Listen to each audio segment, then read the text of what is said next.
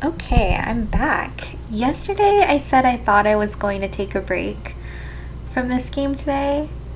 Um, but I kind of also want to finish it. I'm someone who, if I put a game down and I'm not done with it, I will not touch that game again for half a year. And so I would prefer to just finish this one out and then tomorrow do crosswords and then figure out what I want to do next. I still have plenty of things in my backlog. I was also getting an itch to replay some like comfort games like A Short Hike, or maybe even going back to Mother 3, which is a game I have not played in almost a decade. Yeah, I think it's been about a decade. So we'll see. I might not actually get around to finishing this. If I don't, then I will finish it on Monday. Let's get started. Okay, so last time we hit a wall in Hanwei's route, and I'm pretty sure now that these are starting to intersect, we can come back here into this fancy sushi section. So let's do that. Let's start from here.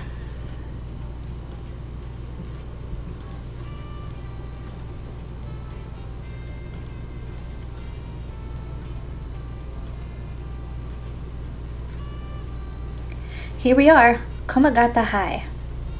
Classes are suspended for the day. The students are just kind of wandering around aimlessly. Alright, let's see. It doesn't look like anything has changed.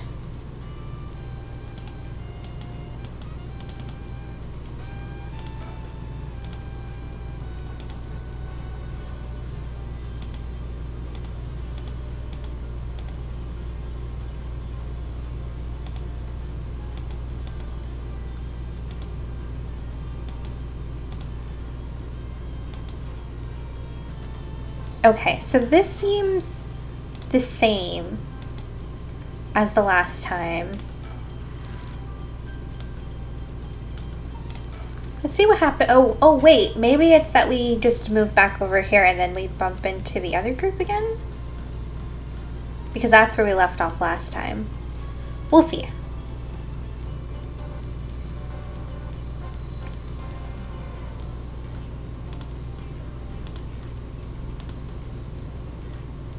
Okay, this is actually just the same as it was last time.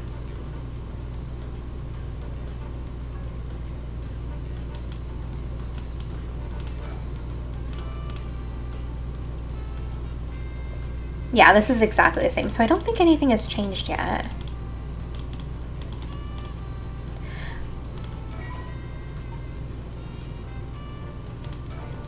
Yeah, we can't progress here.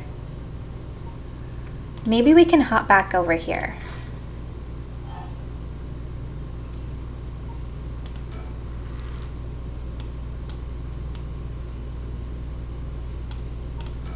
Maybe I need to end here. And then if we end here and jump back into the other time, we'll be in the same spot at the same time. Maybe? We'll see.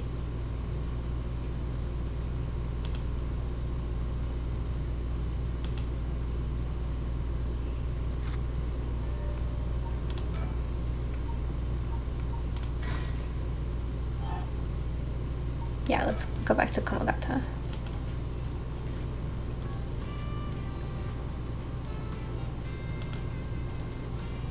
Okay, yeah, that's what I needed to do. Okay, clever. Okay, I already know what you're gonna say. And here we go. Huh? That's... Boss, what is it? You want to talk to those girls? Yeah, I do. This is divine intervention. We were brought here for a reason. Come on, Erio. Huh? What?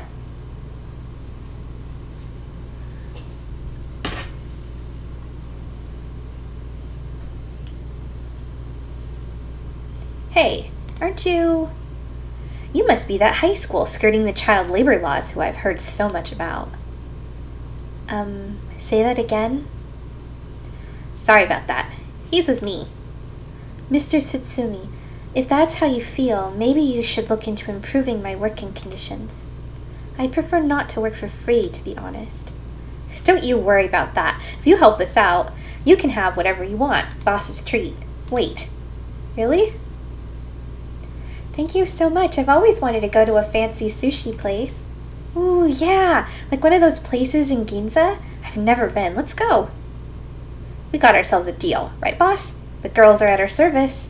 Hold on now. What just happened? I never said I'd... Sushi? Looking forward to it, boss. Wait, since when were you included? You guys are funny. You should do stand-up. Alright. So this is Yako Sakazaki. She was with Mio. Could she be a friend? Did Mio finally make a friend? If she did, it would do this old man's heart good. But I better not say that out loud. Don't want to make her look bad.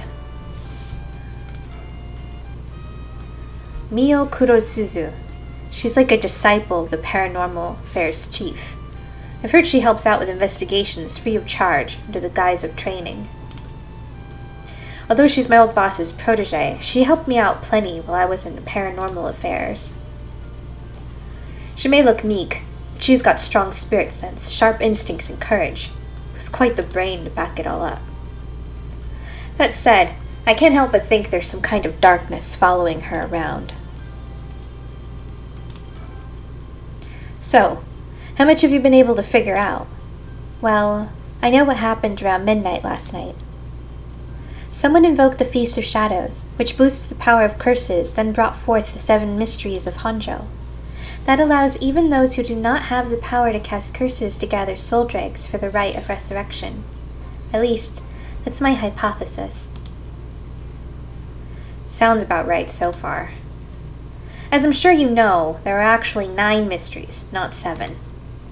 When the Feast of Shadows was cast, the curse stones appeared before those who wanted the rite at the locales of the 7 mysteries. We've managed to gather 3 curse stones so far, including the one I got first, the Evergreen Beach. You got 3 already? Wow. We have the curse stone in the Fool's Procession. Well, Yoko, the girl standing behind me does. That's me, Yako, the girl standing behind Mio. She does. Is she alright? We could take it off your hands. Well, the Feast of Shadows has no effect during the day, and there's still something I want to find out. Alright, I'll leave the Fool's Procession with you two then.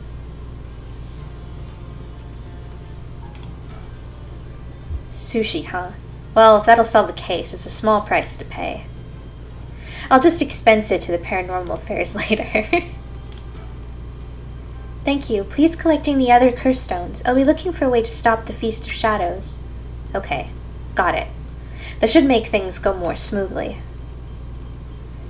What about the other curse bearers? Have you run into any of them? Well, last night at school... You were here last night? Yes, you see... Huh. You two were using a spirit board? That's so cool. So that's when you ran into the Curse Echo. I'm glad you survived that encounter. Somehow we managed to get away without accidentally setting it off. The Curse Echo we saw took the shape of a woman missing an arm and a leg. What? A woman missing an arm and a leg? That's... I'm pretty sure that's the read. The one-sided read. This is bad. Huh? What's so bad about that one? Okay, no. The curse bearer of the one-sided reed is... And that would be Fumichika. Fumichika Nejima. He admitted it himself. That's his curse. Oh, that's right. Wait, but if that's the case... Nejima might have been here last night. What? I mean, it's possible he was lying to us, but... What? Who's Nejima? No clue. Kids these days not knowing their serial murderer history. So, Neijima is trying to take advantage of the Feast of Shadows for his own nefarious purposes. Huh? He said he's going to massacre the city at sundown today. And he's trying to get to your daughter too? That's why we've been trying to find him, but to no avail. Honestly, this information has been the most useful we've gotten so far. So just to be sure, could you tell me who else was at the school last night? Well, as far as we know, there was us, Mr. Janochi, and one of our classmates, Hitomi. Don't forget old man Ashimiya. Wait, Hitomi. Do you mean Hitomi Okuda? Second-year student? Well, yes, why? Boss. So she was here last night. I saw Hitomi earlier, though, and she didn't seem like a curse bearer to me. You did? Did you talk to her? Yes. Would you mind if we asked you a few questions about that? Hitomi said she didn't want to talk to the police because she was afraid she'd become a suspect. So I can't tell you anything unless you swear you won't drag her into this. Ah, I see. Don't worry, this is about a different matter. A different matter? You mean about the police officer, Mr. Yoshimi? You know about that? Did Hitomi say something about him? Yes, she did, actually.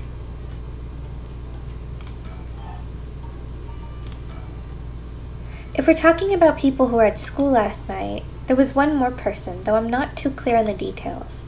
There was someone else? Only 29 people live in this town. It kind of seems that way. Like, everyone's talking about, like, this mass murder that could take place, but we've only run into so many people. By the way, GG's on besting Ed and the cross keys pickup.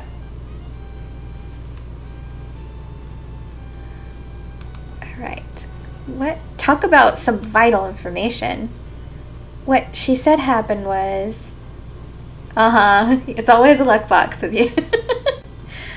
Michio was the one who killed Mr. Janochi? Are you sure it was really Michio that she saw? Well, that's what she told me. I wasn't there.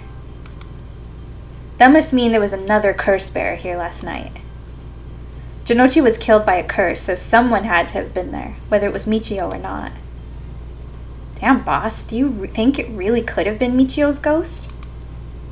I mean, based on what we've heard, she does have plenty of reasons to be vengeful. Calm down. Just because the paranormal exists doesn't mean just anything is possible. It's still possible that Neijima was behind Janochi's death. But what about Hitomi's story?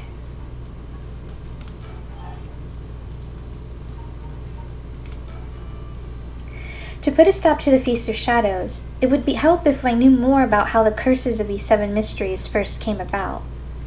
In that case, you're probably best off talking to that crabby researcher guy. You mean Mr. Araishi? I would very much like to talk to him. Ah, right. He's a teacher here too, isn't he? You would know him already. He might be more inclined to talk if it's one of his students doing the asking. Do you know where he is? I do. We tried to talk to him, but he refused to cooperate. But you two should give it a try. He's at his usual cafe, working on his papers. The cafe? Oh, Kurokikyo Cafe in Kamezawa?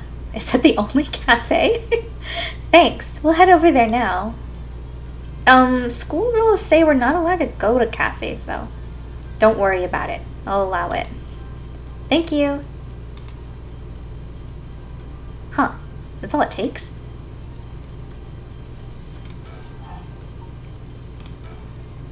There must be a mastermind behind everything. Someone who orchestrated all this for a reason.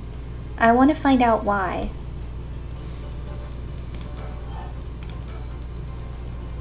Hitomi did say that Mr. Yoshimi entrusted her with something. He did? What was it? Yoshimi gave her a talisman? Oh wait, that was Eryo. Changing between the different characters is hard sometimes. Students can go to a murder scene. Well, to be fair, the murder scene was at their school. But yeah, I mean, it's still kind of funny. Apparently, he also asked her to look for another one just like that. One that Michio had. What kind of talismans could they be, boss? Doesn't ring a bell. But if Yoshimi was talking about him with his dying breath, it must have been pretty important. Did they find a talisman on Michio where her body was found? I'll check, but if they did, Yoshimi would have had plenty of time to retrieve it before he died. Right. Would you consider giving us Hitomi's contact information? I'd like to talk to her about this talisman. I'm not sure. She never opened up to anyone except Mr. Yoshimi. I'm no good, huh? I was friends with Yoshimi, though. You don't seem like too bad of a guy. Not all like that scary for a cop. But I doubt that'll be enough for her. She really doesn't want to end up becoming a suspect. To be honest, she was even a bit wary of us. Well then. Do you think she'd talk to Yoshimi's fiancé? Haven't they met before? Oh, they have. She told us about that. Yes, she might be willing to talk to her. All right. Then we better find her fast. You haven't been able to reach her? It's a little worrying. Mayu Chozawa. We'll let you know as soon as we manage to contact her. Okay, I'll be willing to give Hitomi's contact information to her. Oh right, one more thing. Hitomi told me that Mr. Yoshimi gave her instructions in the event that something happened to him. He told her to give the talisman to Mr. Nakagoshi from the police headquarters. What? So it was a Nakagoshi case. Why would Yoshimi tell her that? Could you check on that? I will, but, well, I don't know if they'll pick up when I call. Is he with the Paranormal Affairs Bureau? Well, yes, Nakagoshi the chief, but he's almost never in, so I don't really know the guy. To be honest, I'm not even sure if he exists or if he's just a figurehead. Never spoken to him myself. All Paranormal Affairs cases are referred to as Nakagoshi cases. Jeez, what's up with that? That amulet Hitomi was looking for may be the missing puzzle piece to this mystery. About this janitor, Ashimiya, was it? How old is he? Do you know how long he's worked here? Huh? Why are you so interested in him all of a sudden? I only just transferred to this school though, so I have no idea. He's around 50 years old. He came to our school about half a year ago. No one knows what he did before, so there are all kinds of rumors about him. I see. Thanks. I think I'm starting to get a better picture of all this. Huh? Listen up. It's not uncommon for former prisoners to find work under an alias after their release. The notoriety attached to their former name can get in the way of proper rehabilitation, you see. What are you... No way. Erio, have the officers apprehend the janitor. He worked the night shift, so he might still be in the overnight room. Yes, right away.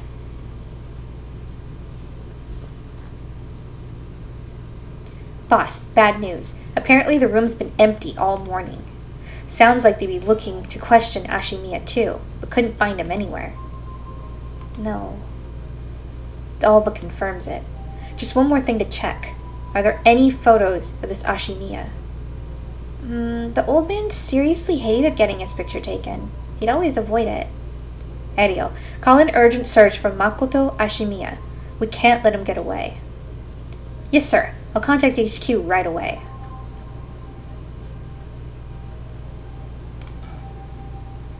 What was that thing you mentioned about Michio earlier? Something about a grudge? Did you know anything about her? What's your relation? I'm her friend. I was actually planning to resurrect her at first.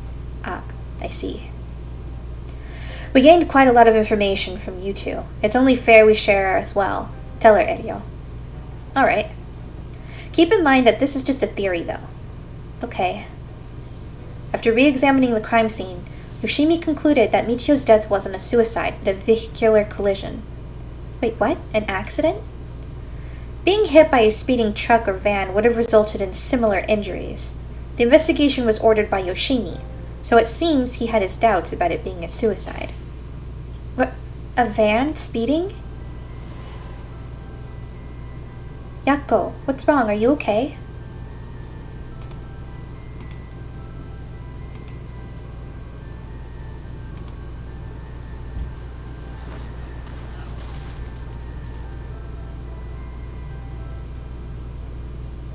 A van. There's a young man in the driver's seat. In the passenger seat, there's Yakko. Huh? Yes? Wait, was I... Are you back now? How do you feel? You're covered in sweat. Huh?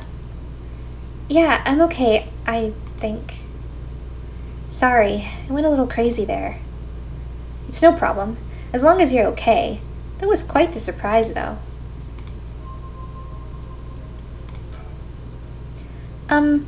Yoshimi talked to you about Michio, didn't he? I don't know what was truly on Michio's mind either. Right. Do you have any idea why Jonochi was so scared of Michio? Well, about that... I'm not sure exactly how to put this, but... I see. Well, I half expected it was something like that. Thank you for telling me. Sorry, it's hard to explain. I wonder what he got his hands on to be able to blackmail her like that. Michio, what happened? Oh my, I didn't expect this at all. Yeah, how could that old man have been some horrible criminal mastermind? I can't believe it. And a curse bearer on top of that? To think he was so close to us the whole time gives me chills. A guy like that really shouldn't have been allowed to work at a high school. Let's hope it isn't already too late. Oh, I may have shown Ashimiya my curse stone last night. What? I don't like this one bit. Nejima did say he wasn't specifically targeting curse bearers, but I'm glad nothing happened to you. Wait, but then, could it have been old man Ashimiya who attacked you in the hallway? I almost told him that you were still in the building, too. What, you did? Yeah, that timeline totally didn't happen, though. Yikes, good thing I didn't say anything. You might have gotten lucky there, kid.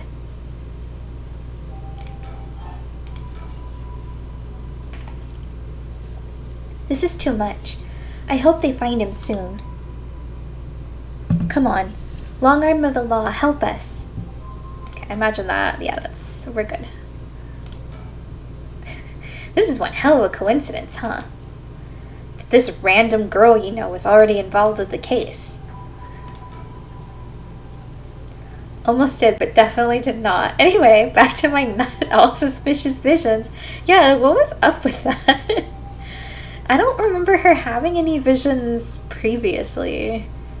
Forensics is still investigating the area. I didn't really want to bring these kids to a place like this, but there were too many onlookers outside for us to speak comfortably. Besides, it would be good to have Mio look around the scene too.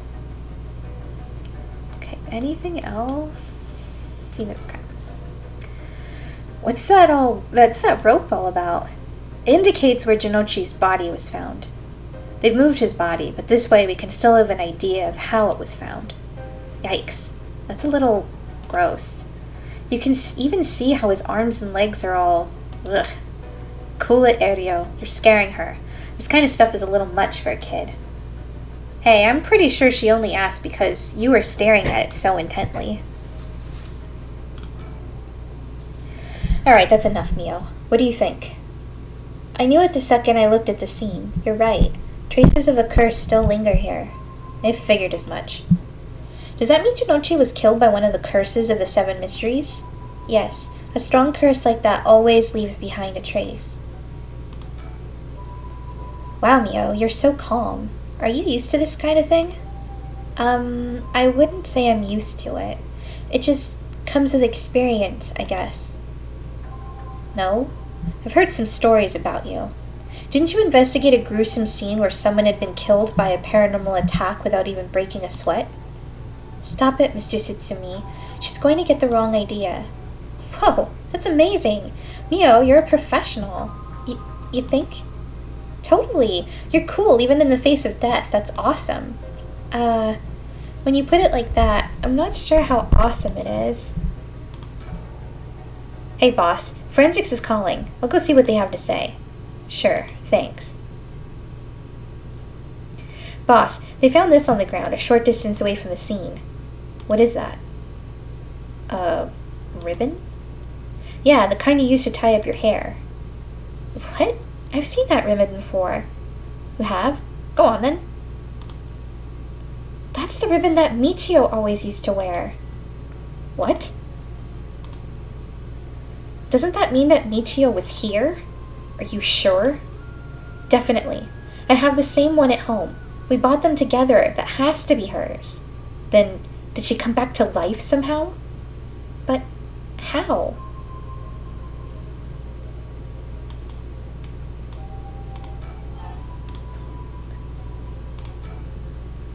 If I was Michio and I came back to life, where would I go? That's the question.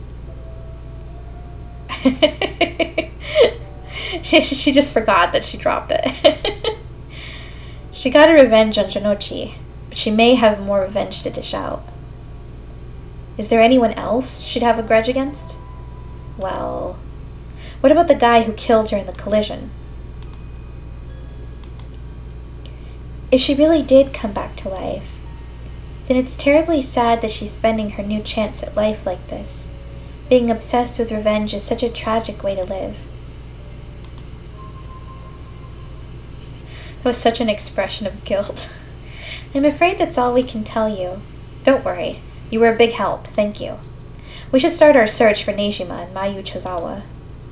It might be worth it to check Michio's house as well, just in case. Let's use the school as our base of operations. If anything happens, go to one of the officers hanging around here. Got it. Thank you, and good luck. We'll talk to Mr. Araishi about a way to lift this curse. Alright, boss. Let's get going whenever you're ready.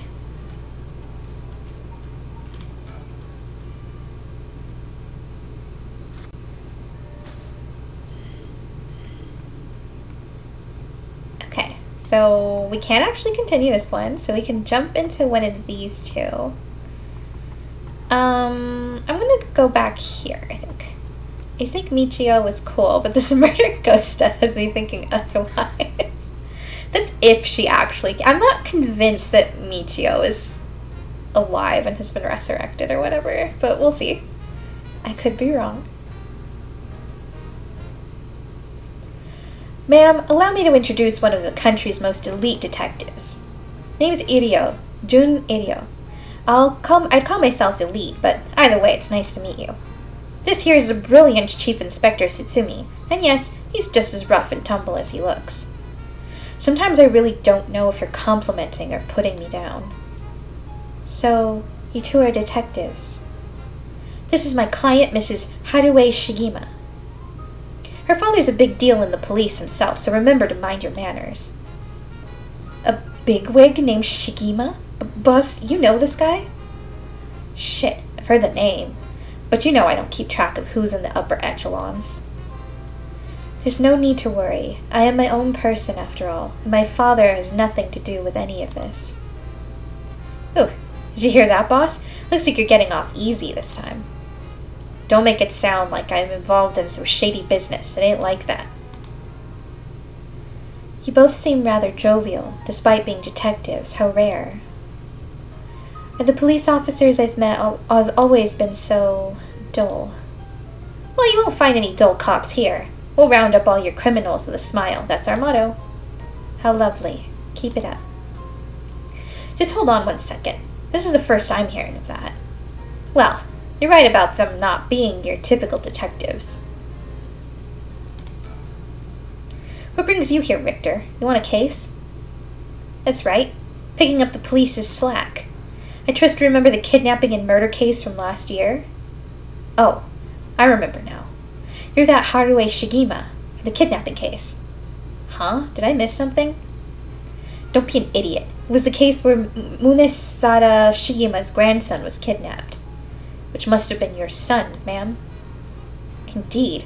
The story was suppressed by the news. In the end, it was considered a huge failure on the police department's part.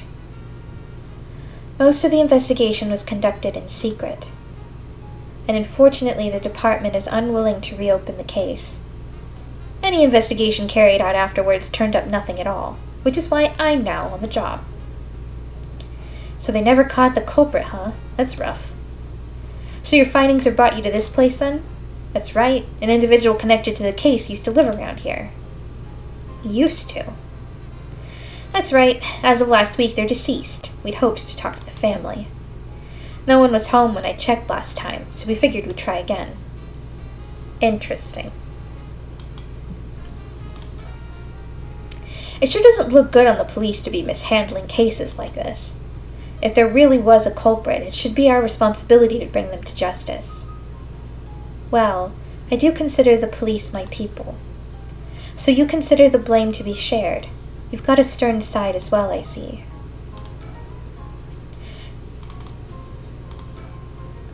By the way, ma'am, this might be sudden, but there's something I'd like to confirm with you.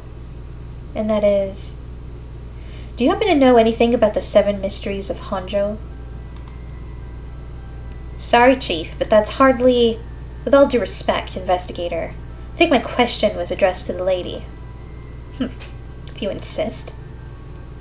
What do you say, ma'am? Can you tell us anything?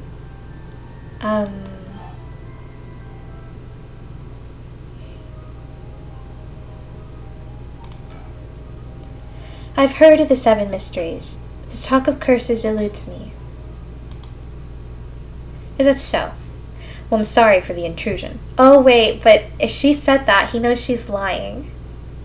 Because she said she doesn't know much, but she obviously knows a lot more than that. Interesting. Come to think of it, I heard some things about this area last night. Something about a strange yet conspicuous man dressed in white loitering around. Wait a second. I assume they were talking about you, investigator. Well, I won't argue that I'm strange and conspicuously dressed in white. And as it turns out, I was out here last night to conduct my investigation. Did you run into anything strange or out of the ordinary? Out of the ordinary, I guess I did observe a few suspicious characters. You were talking about curses just now. Why would a public servant be interested in the occult? Boss, Richter's a smart man. He can help us, if we tell him what we know. I can't promise I'll be of any help to you, but I'm interested in hearing what you gotta say. Something's happening in Honjo, isn't there? There must be something big. They've got you head office guys on it. Well, I guess it's alright. Desperate times call for desperate measures. Thank you, boss. Listen closely to what we're about to say, Richter.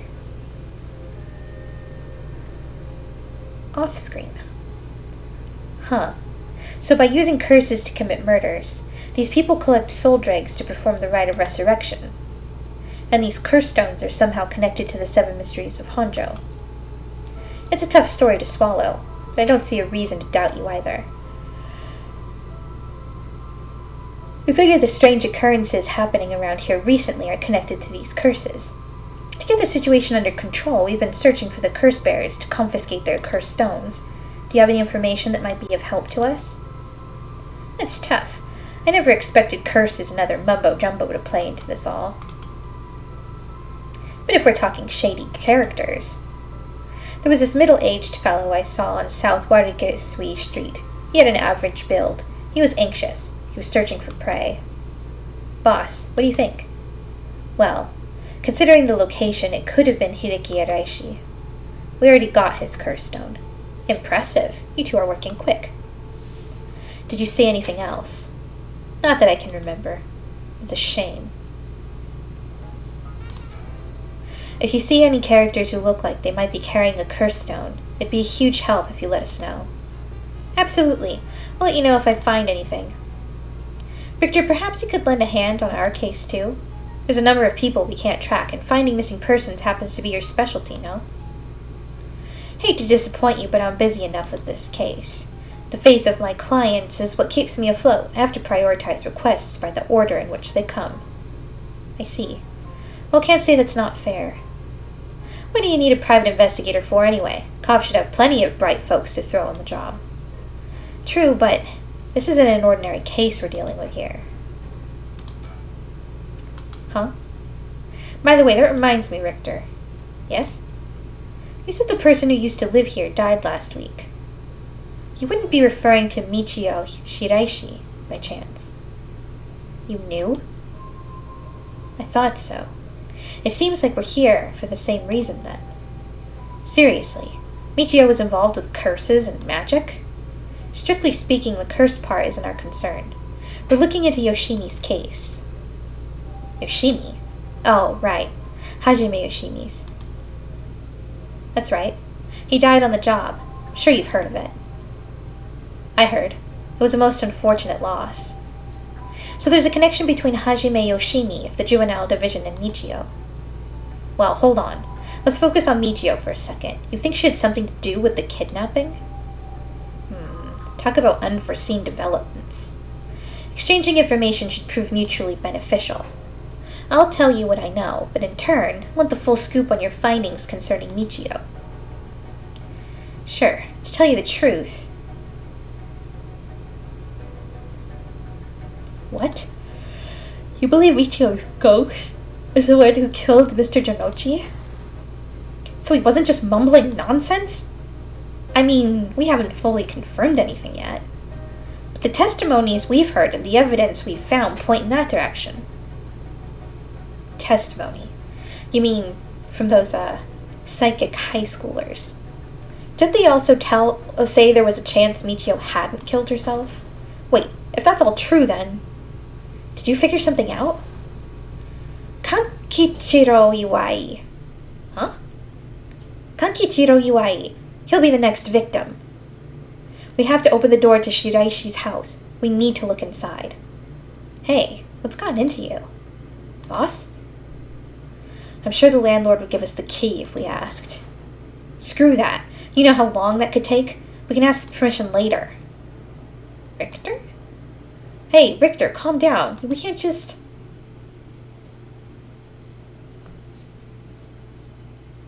Take that, you shitty door. That's how you do it. Richter, get a hold of yourself. I see you're the same as always. Everyone, come quick. Look at this.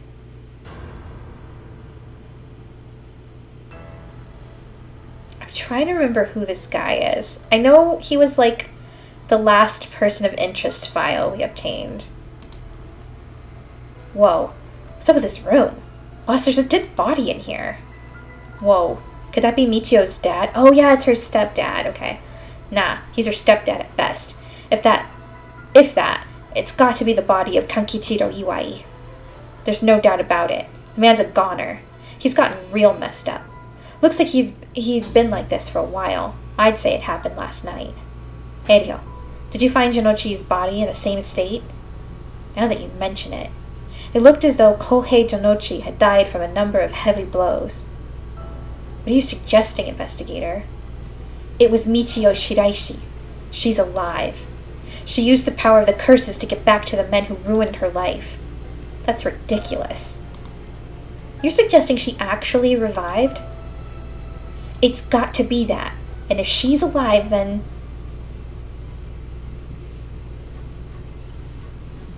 Oh, hello. My apologies for interrupting. I know we've just arrived at an interesting plot point. But do you really think a dead girl is going around taking revenge from beyond the grave? Consider this. What if Michio Shiraishi never died? But seeing as you've come this far, I'm sure you already know the truth, don't you?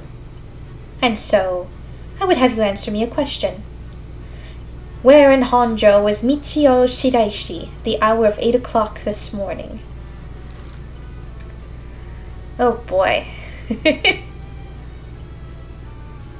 Okay, let me think about this. Wow, 10 hours of playtime. Thanks, Steam, for telling on how long I've been playing. Alright, let's see. Do we have a time of death for Janochi? No, just that he was discovered at the school. Oh wait, we can look at the story chart. No, that's not what I want. I just wanted to look at it. Okay. I'll just try my best. Okay, so there's the bridge. The high school is an option. And there were people who said they thought they saw her there. Her house is an option if what's-his-name is dead.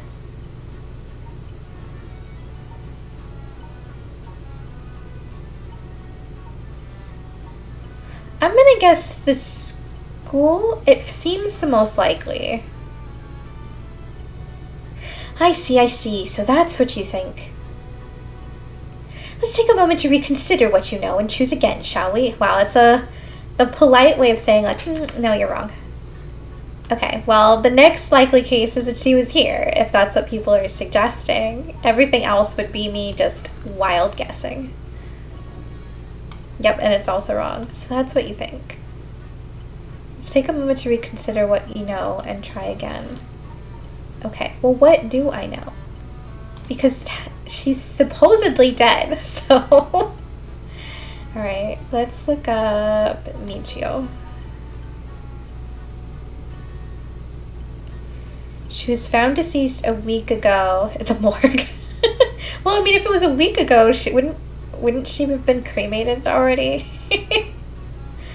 Please determine that Michio committed suicide by jumping from a nearby apartment. Okay, so South Watergasui is a possibility. At least it's something mentioned in her profile.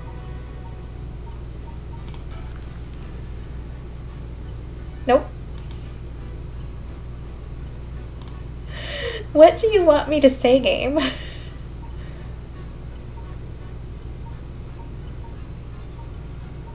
Could it be the park?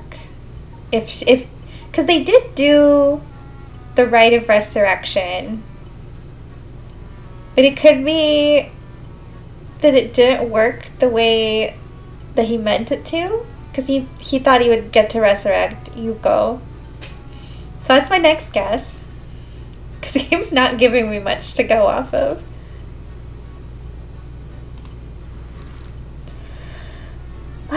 Okay.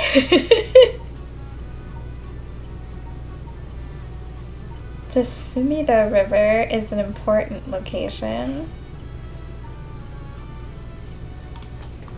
Is there anything else I can... Because I don't like wild guessing. I want there to be an actual point.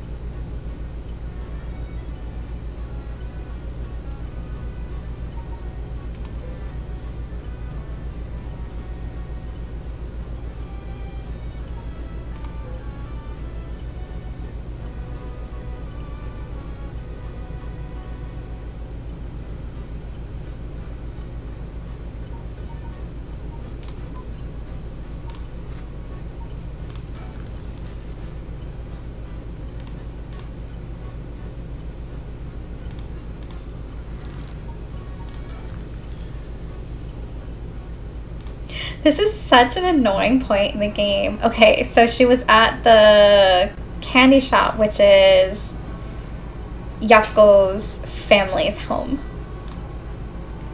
You got it wrong 5 times. So nice of you to point that out. It may have been easier to reach that conclusion had you considered the cause of death. Let's go back to the story then, shall we? I've taken up enough of your time.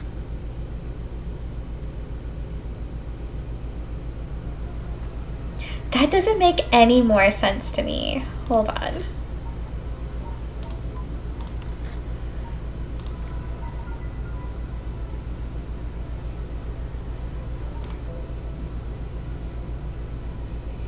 Oh, you lazy. Yeah, basically.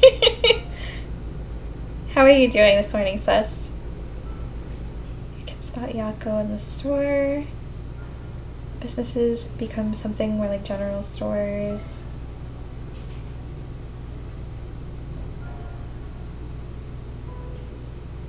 Also, are you implying he's a sans Underman? Does So you just need a skeletal mask instead of a happy mask. Okay. Just think it through and it all becomes obvious. It tracks, but no, how does it track? Do you really think that girl could have managed all of this? First of all, Hideo, go report this to HQ. Understood. I'll get on it right away.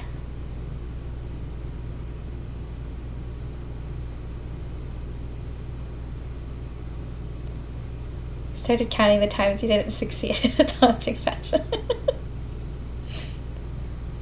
I'll start investigating this place. It sure isn't lacking in stuff that needs looking at. There's a bunch of photos of the same person pasted on the wall over and over. Huh.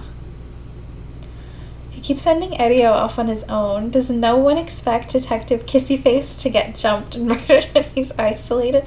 I guess at least this time it's like daylight outside. But he did ask him to do these things at night too. I guess the one time he was nice was like, let me go talk in the phone booth by myself so that you're okay. Well, he didn't say so you're okay, it was just kind of implied. Whoa now, hold on. These photos, these are all of Fumichika Nejima. Gross. Really, come to think of it, he was in the papers a lot back in the day. Oh, there's even more pasted up over here. These are all cutouts from the newspapers and magazines about the Nejima murders. I don't get it. Why the weirdo shrine? Let's keep looking around. The sliding door leads to the kitchen. Barely fits the frame. There are old books scattered everywhere. I wonder what they're about. Many of them are written in a foreign language. It'll be a pain to look through all of these. Let's save them for later. Continue to look around. It's off-putting to look at, but I can't help but wonder what in the world this is. They're magic runes. They're used in Western black magic rituals. Most of the time they're useless imitations, though. I wouldn't get too excited about it. Oh my. Who knew the Chief Inspector was such an expert on the occult? I just chanced upon that information. That girl with the spirit sense we mentioned, she's pretty informed on the subject. Someone was attempting to perform Western black magic in this place. Pretty absurd if you ask me. Of course, the person in question was dead serious about it all. a whole entry on Western black magic.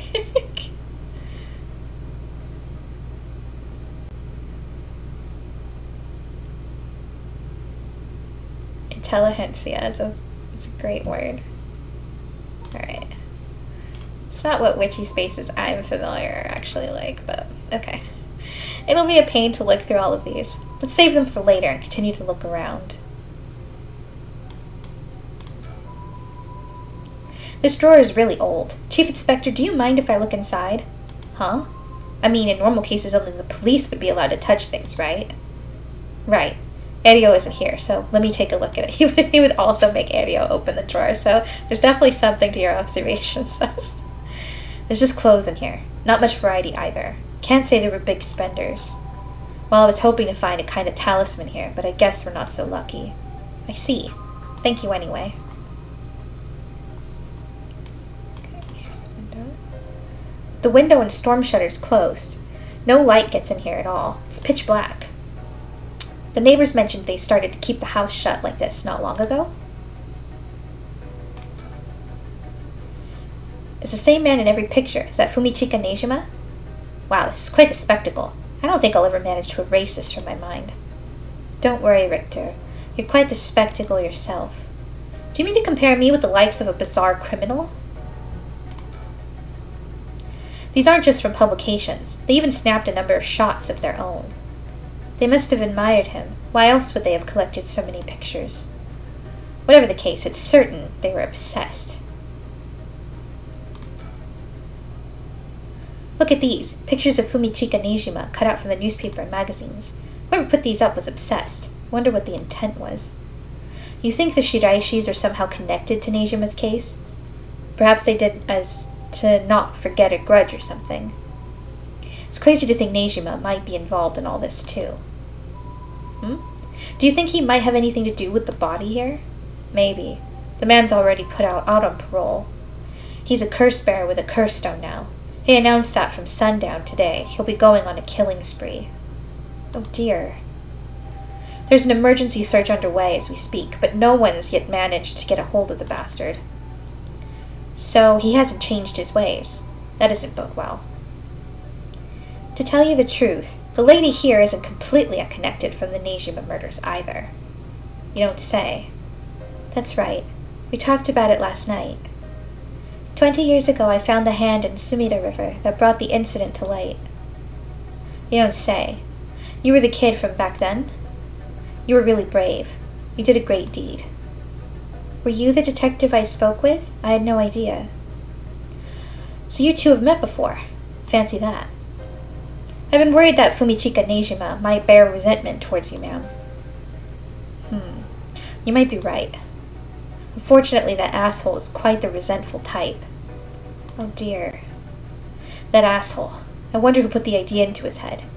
And now he's got the one-sided read, too. He's threatening to massacre the people of Honjo at sundown. Seriously? On top of that, he's been itching to get revenge on me as well. Of all the things, the man's gone and threatened to kill my daughter. Damn, it's quite the threat. Certainly you can't afford to stay put here. The fucker wants to get all antsy. When I finally get to arresting him, it'll be with a cool head. Not gonna give him the pleasure, huh? Well, if Iwai and Fumichika Nejima have anything to do with each other, then this room might hold a clue to Nejima's location. Let's hope so. The person who put all these photos up must have been obsessed with Nejima. They might have had some relation to Nejima's victims, or perhaps it was the opposite. The opposite? What if it wasn't loathing, but admiration? But then... It looks like things spread around here have been this for a while. This ritual or whatever was something he attempted up to recently. Plenty of the neighbors mentioned having heard strange mantra-like noises coming from here during the night. You think Iwai was the one chanting? Hard to say. Could have been one of the Shiraishis as well. If we look through these books in the back, we might learn whatever it is they were trying to do. That mass murderer is not chill at all. There's nothing around to confirm his identity, but by the looks of him, I'd say he's Kankichiro Iwai. You've seen him before? I heard he had a criminal record, so I assumed he wouldn't have been held a respectable occupation. Is this what a curse does to a person? Ma'am, it'd be better not to look so closely. It's amazing. That's not how I would describe it. It's also funny that Tsutsumi knows that she's lying about being a curse bearer. Cruel is what it is. What do you say, Chief? Would you let me look through it if I wore gloves? Well, it's not like I'm any help with foreign languages. Go ahead. Thank you. Huh. Seems to be a book on Western black magic. Same runes are written here alongside detailed descriptions of the procedures. I suppose you'd call these grimoires. It's all a bunch of nonsense if you ask me, though. You think this Iwai guy was studying them? Perhaps to perform some kind of ritual? There are a bunch of handwritten notes besides the grimoires. Whoever it was, they were serious about this. Iwai doesn't look the type to be into this stuff, but you shouldn't judge a book by its cover. But why would he be studying black magic? According to the materials, this here rune is for the restoration of youth. Perhaps he was trying to become young again. This over here seems to be black magic related to resurrection. Each of these spells requires a human sacrifice. Talk about dangerous. Resurrection?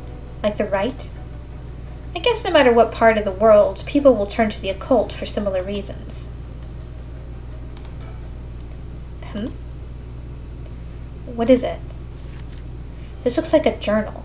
It's probably Iwai's. A journal?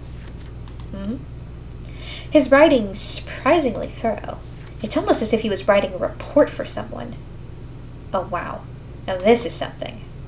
What is it? What did he write? This is quite the find. Let me give you a summary. So this Kankichiro Iwai fellow, He's been searching for a spell to restore youth for years. So he was into black magic from the start.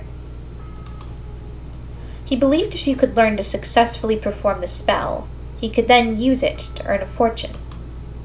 Tell you the truth, it seems he was already getting funded after he acquired this grimoire. You don't say. This is starting to sound kind of familiar. But first, let's find out how he got his hands on this grimoire. It seems that Nejima told him where he could obtain the book when they were both in prison. What? That's nearly too much of a coincidence. Likely not coincidence. It seems like Iwai took an interest in the Nejima murders after it made the news. He admired him, rather passionately. You might even say he worshipped the man. Worship. Nejima, of all people. This is a time when students were itching to rebel. Anyone who did something to shake the world was bound to gather admirers. Iwai had been collecting these photos ever since that time. And since he just so happened to land in prison at the same time as Nejima, he made sure to get in contact. This is a lot. I mean, even having it all laid out like this. The thought of Nejima being involved with these grimoires is staggering. I don't think we ever had anything pointing to that. What's the connection? To be honest, it's a shock to me too. For years, we've been scratching our heads over the motives behind the Nejima murders. Yep, it's been a mystery to us all from this very start. Whoa now, wait, just 1 minute. Do you think... No way. Are you saying... That's right. The murders might have been for a ritual. He was attempting to perform black magic. The instructions written down for the sacrificial offering match up exactly with the acts carried out by Nejima. You've got to be kidding me. So that sadistic crap he was doing was all for black magic? That's what the evidence suggests. However, Nejima tried to do some type of resurrection ritual, but Iwai had different motives. Chief Inspector, you might think this is all the stuff of fantasy, but that doesn't refute that Nejima and Iwai were both acting in earnest. This is batshit insane. You're telling me that nutjob did this all for some hokey-pokey resurrection? Shit, resurrection. That means there must have been someone Nejima wanted to bring back to life. Damn, that's it. That has to be it. Fucking hell, it all makes sense now. What? What is it? So about the Nejima murders. There's some information that's been kept from the public. Go on.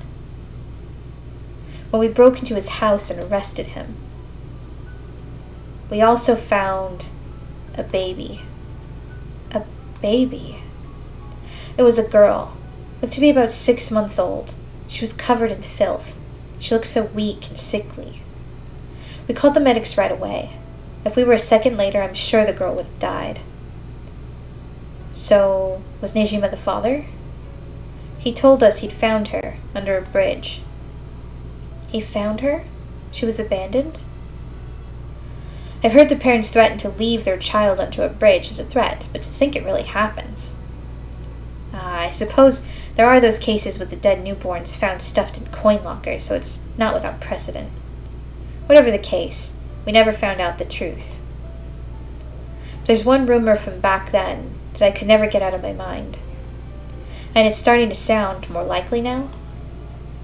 Well, I'm not sure this isn't the first time you've heard of it. Many believe Nejima is guilty of more crimes than what he got him convicted. Back then, a lot of girls went missing. Yeah, I remember all that. Among the high school girls that might have been murdered, maybe I should say sacrificed, was a girl who was pregnant. Goodness. That's horrific. He killed her and dismembered her body. And we thought maybe the baby was found is what he pulled out from inside of her. Don't misunderstand me. This is all speculation, on top of more speculation here. But I, for one, never believed that man would take in a baby he found under a bridge. I'm feeling sick. Stay strong, ma'am. I know this is hard to hear. Like I said, don't take that to be the full truth. We were running on speculation back then. Now that this whole resurrection magic has come into play, we should consider the possibility it was his child, and that maybe he was trying to revive whoever the mother might have been. It's just a theory, but my life would be a tad easier if it were true. That's an interesting thought. If there's anyone Nejima would want to resurrect, a deceased wife is as good a guess as any. The fact that he obtained a curse stone suggests he has an interest in the rite of resurrection. Damn, you're right, and here I was thinking that he was only after the curse's power to massacre. Chief Inspector? Yeah. What happened to the child?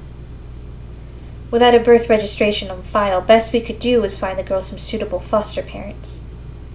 It was decided to keep the circumstances secret for the sake of the child's future. Well, I'm glad she was taken care of. Or was she? Don't mean to derail the conversation, but there's still more written in Iwai's journal. We know Iwai had managed to obtain the grimoire thanks to the advice he got from his idol Nejima while in prison. After conducting research and gathering more information, he determined he had a chance to get rich quick. Right. He thought he could make some money if he could successfully use rejuvenation magic. Correct.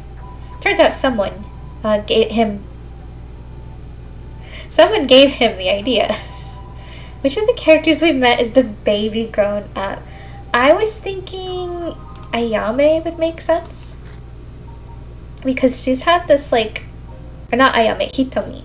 She's had a troubled childhood.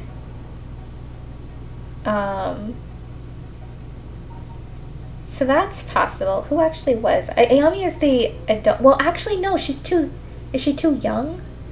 The Nejima case was 20 years ago. Ayame could be a candidate because she's in her 20s. Yoko is also in her 20s. Did they say if it was a girl or if it was a boy? I don't remember. I was assuming it was a girl. Anyway, I mean, both of them are dead. So if it's either of them, then it's like... Said it was a girl. Yeah, okay. Is there anyone else it could be?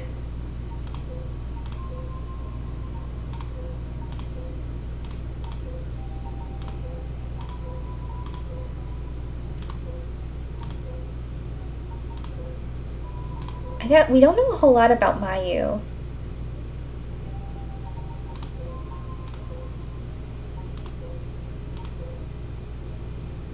Oh, he's such a cute little boy. Cute little dead boy. I'm gonna keep thinking about that. Okay, get this.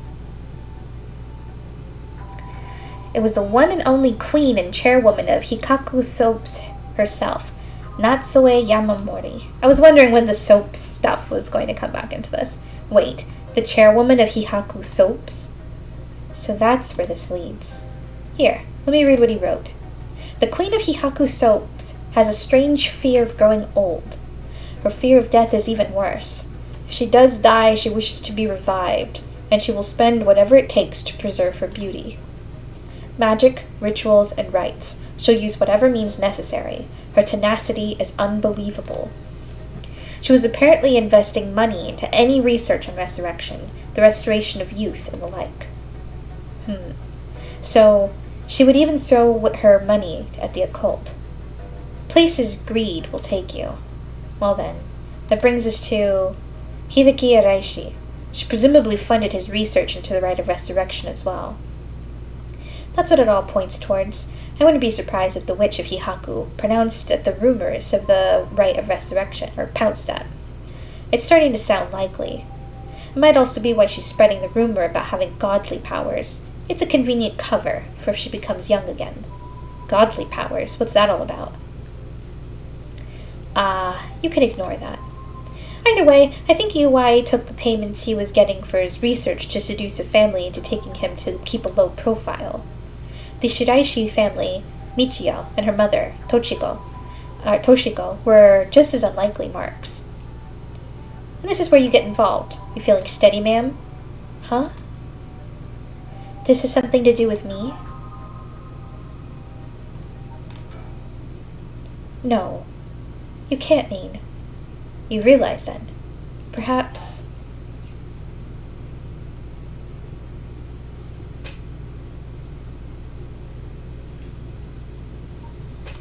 Where is he going with this?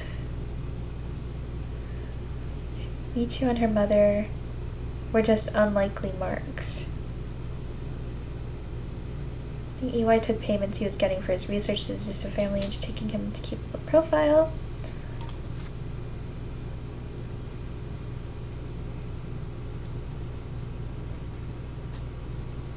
That's way in the morning.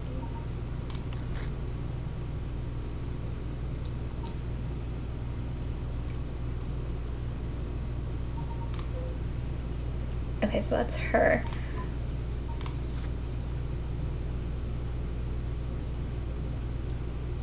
AY's the stepdad, Michio's the...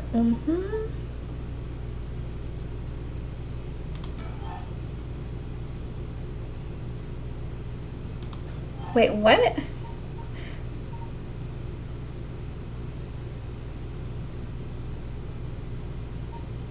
I'm so confused about what he's trying to imply.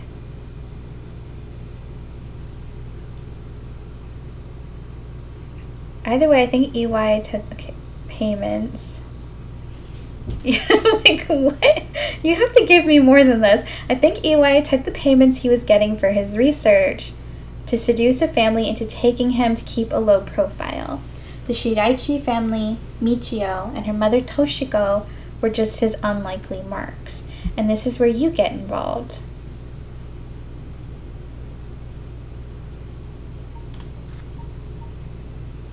Is it the same three things? Yeah. No matter what, it's either about someone's child, someone's magic, or someone's living sacrifice.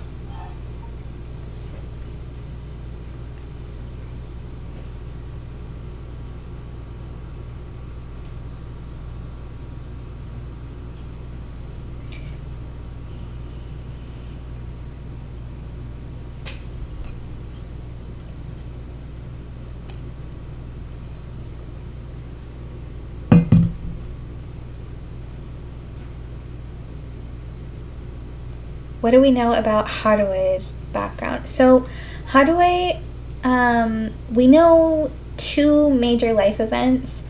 The 20 years ago with the Nejima case, she was the one who found a hand floating in the Sumida River, and that was used to help catch Nejima for having done these sacrifices. And it's likely that he knows that she was the one who did it. The second thing is that a year ago, her son was kidnapped, and we believe that Michio was used to help lure her son. And that turned into a cold case. The police never solved who did it, and that's kind of where we're at right now with hiring Richter to try to solve that. So we know she has some connection to Nejima. We know she has a connection to Michio, or potentially. We haven't, proved it. And yeah, she really does look like she hasn't slept in 4 months. Especially in this zoom in. If those particular spells required a human sacrifice, I guess I would assume that her kid was used as one. Yeah, it's very possible, and if Nejima or EY were the ones doing it, it's possible they chose her son specifically because she'd been connected to Nejima's case, so it was like payback, but also a way of trying to get the ritual going again. So maybe it's Nejima's magic? Maybe that's as best I can get. So let's try, or do we need sacrifice? But do they mean Nejima's a living sacrifice, or Nejima used you as a This is so vague. I'm gonna try magic first. Nejima's magic was the sacrifice? Wait, I didn't know there was gonna be a third part to this sentence. Okay.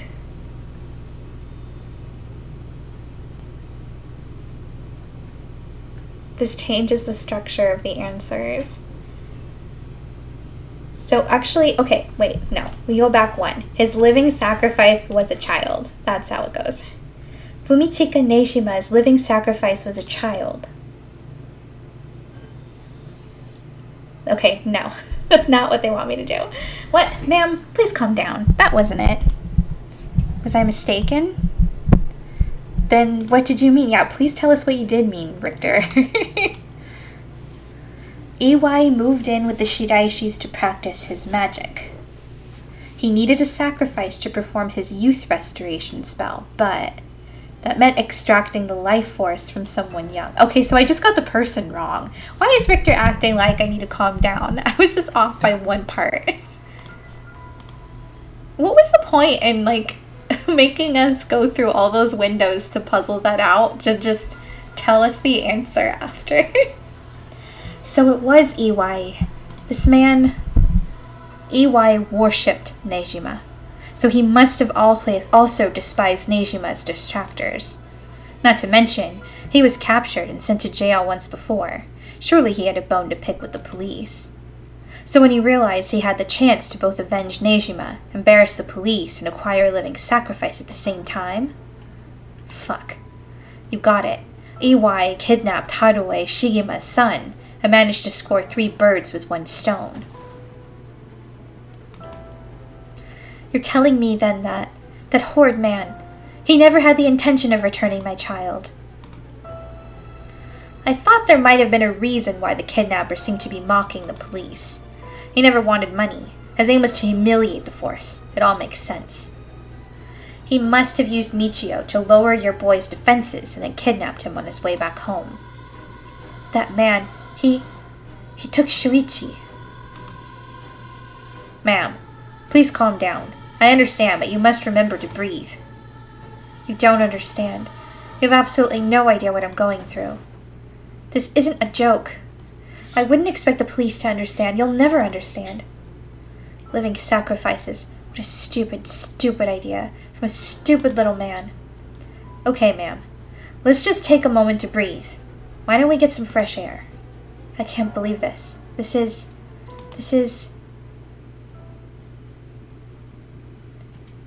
Stopping the corpse's skull. I mean, is it really gonna matter if she does it? At least it would get, like, it's better than using her curse stone to go murder people, so just desecrate the body. No one's gonna know. Chief, I think it's best we take our leave. Before we go, there's one more important piece of information noted in this journal. Oh? Iwai got in contact with Neijima last year after Neijima was released on parole. He provided him with accommodation and financial support. Is it so? He managed to find a hideout for Neijima to stay in. Damn it.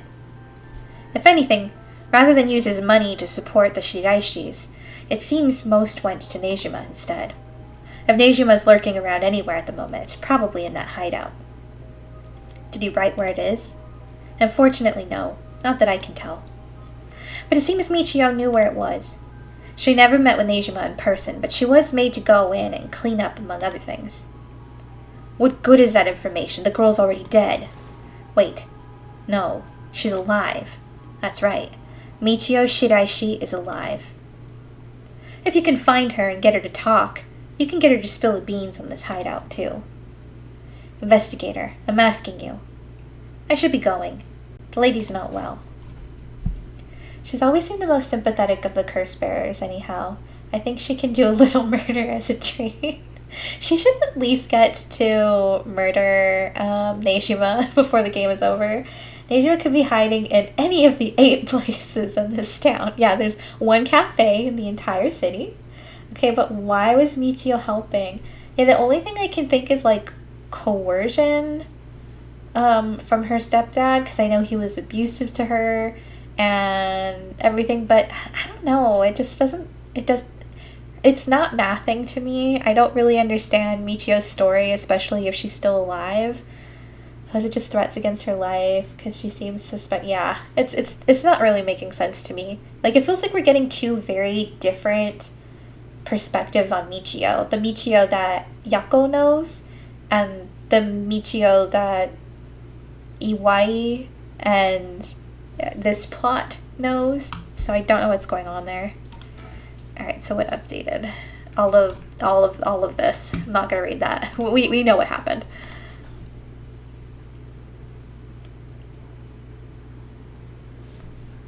Back to the bridge. Are you feeling better now that we've got some fresh air, ma'am? I'm fine. Suddenly finding out who the kidnapper was really made me lose my wits. That's my friend Michio. Is that the spooky little freak girl entangled in this occult murder shit? Very different poles. We managed to solve the kidnapping case by pure luck here. You're right. But Richter, I feel grateful towards Michio. Because she killed the kidnapper? There's that too. But it's for something else.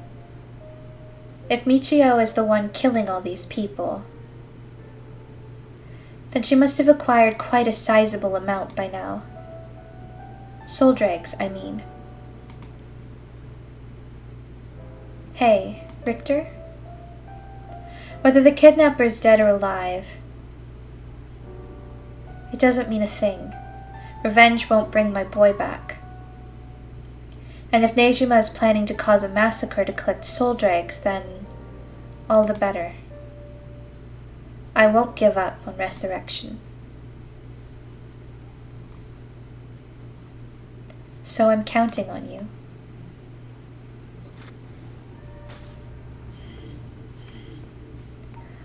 Okay.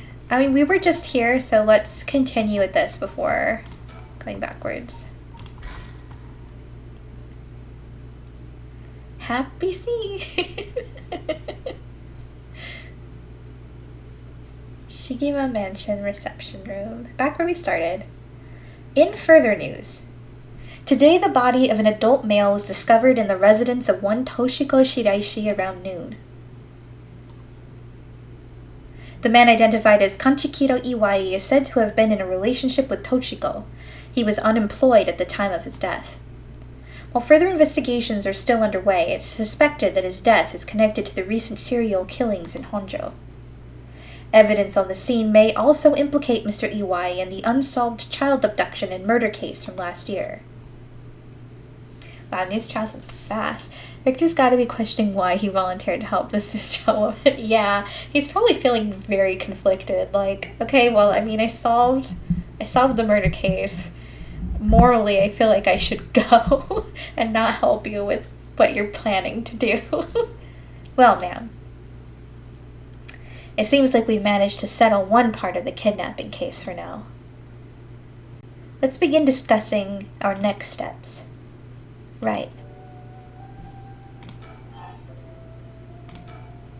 Judging by the official announcement, it seems what Iwai wrote is likely true.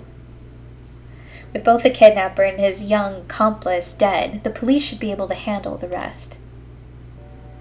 Now that it's over, I can't help but think how pitiful it all is. We never would have known a thing had we not found his journal. Carelessness is what usually leads to crimes like these being exposed. It was pretty much the same with the Nejima murders. But stumbling across the answer by pure chance really makes you think. Makes my skin crawl to think of how many cases like this are left undiscovered. Me too. It's certainly disturbing. Well, with the kidnapping case all wrapped up, we can focus our efforts on obtaining the right of resurrection, yes? Indeed. I'm counting on you. Alright, let's reassess this curse situation. Right. I must admit, I never expected the police to be so on top of things. Always last locating clues.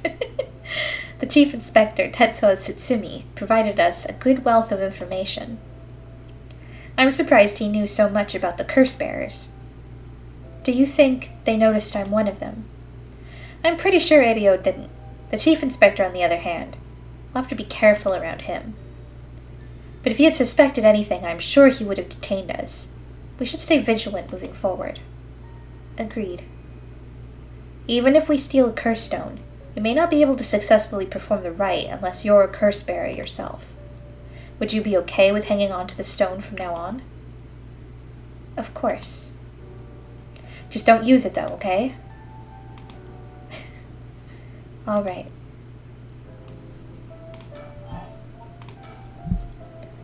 If what we've heard is true, there are just 3 curse bears left to be discovered. There's the Whispering Canal, the Beckoning Light, and the Taiko of Sugaru left to investigate. It may benefit us to visit the places connected to these stories a few times. I see. I'm still highly suspicious of the people at Hihaku Soaps. They could be the ones pulling the strings. That Takumi Yomioka fella is probably aware of the curse bearers we're searching for. Tracking his movements may prove to be useful. You want to follow him?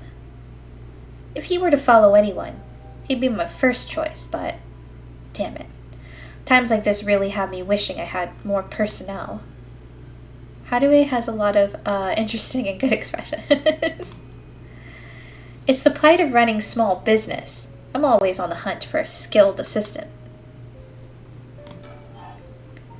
Maybe Mio should work for him. Maybe he'd actually pay her. And then there's Nejima, who appears to be a curse bearer too. The one-sided reed, I think it was. If we want to look for someone that's likely to gather a whole lot of soul dregs, well, look no further. He did say he would unleash his curse on a large number of people at nightfall. If he gets the chance to. If the Chief Inspector manages to track down Michio, then, well, there's a chance we'll manage to apprehend Nejima before he gets up to no good. But why did you tell the Chief Inspector about the safe house, if he hadn't had that lead? It was written in Iwai's memoirs. It was just a matter of time before he found out.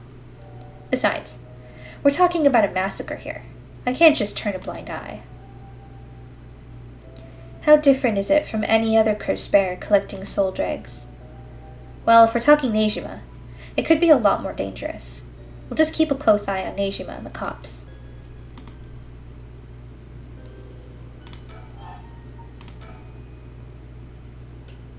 What about the girl from before, Ayami Tono? Do you think she could be a curse bearer? Mio's getting paid an experience. The experience of investigating her friend's murder and her friend's murders. Yeah. Lucky her. There's a chance she could have gone and stolen someone else's curse stone by now. That's possible too, but... We haven't been to Midoricho Park yet, the place connected to the Taiko of Sugaru. Right. It's close to where she lives. What if she was a curse bearer this entire time? She could have lied. It's possible. It would make her a brilliant actress to boot. The idea's got me itching to investigate her again.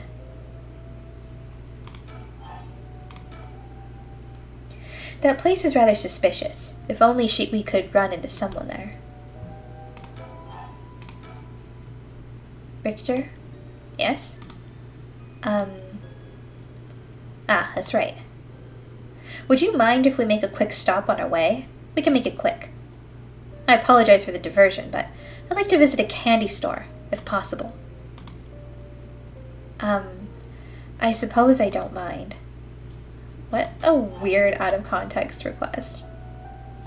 Alright, let's have a think.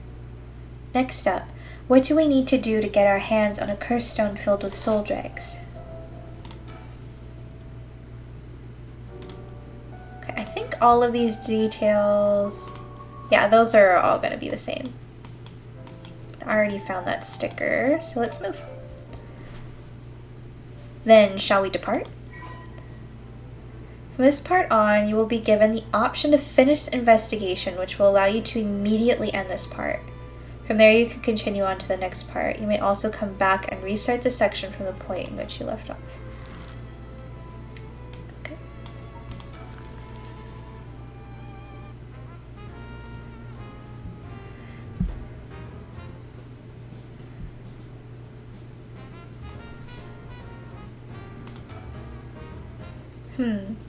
Senoya. The children seem pretty fond of this place.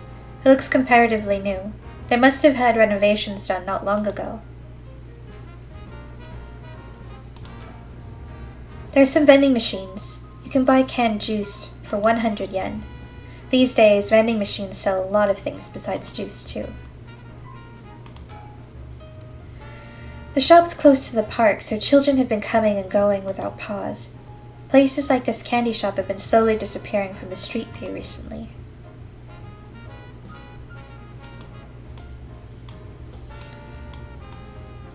There we go. Whoa, no way. Jeez, you made me jump. It's Mockingbird number 14, Foul Con Man. This guy's a real speed demon. Oh, is that right? It's kinda scary how you even knew the exact number with just a glance. Oh, I've missed so many of these birds. There we go. That one's probably the most interesting one. Or the most aesthetic one to me. The ostracizer and illegal eagle are like really good names though. Okay, why do you want to be here, Richter? Oh, right, ma'am. Should we go for monjeyaki or something? That's sweet of you, but I'm not hungry right now. It's too bad. I haven't had great luck with the Mockingbird raffle. Would you mind if I tried a few more times? Apparently most of these are just replicas of the real deal, but even so, they're worth the price. Some of the kids were saying they managed to snatch some real rare finds at the lottery. Go ahead, don't buy them all now. It almost feels like I came here with a child. My boy never had much of a taste for sweets. Makes this kind of a fresh experience for me.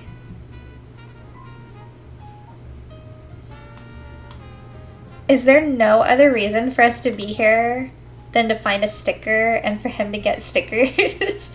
Also, what are you talking about? Just let me know when you want to leave, okay? I feel like this really is just like an opportunity for us to finish our investigation. I feel like that's the game saying, go look at some other things. So let's jump back over here. Or actually, it's almost 10, so we will go to the cafe after I feed my cats. So let's change windows. Okay, so I'll take about a 5-ish minute break, let them have their kibble time, and then we'll go check out this cafe.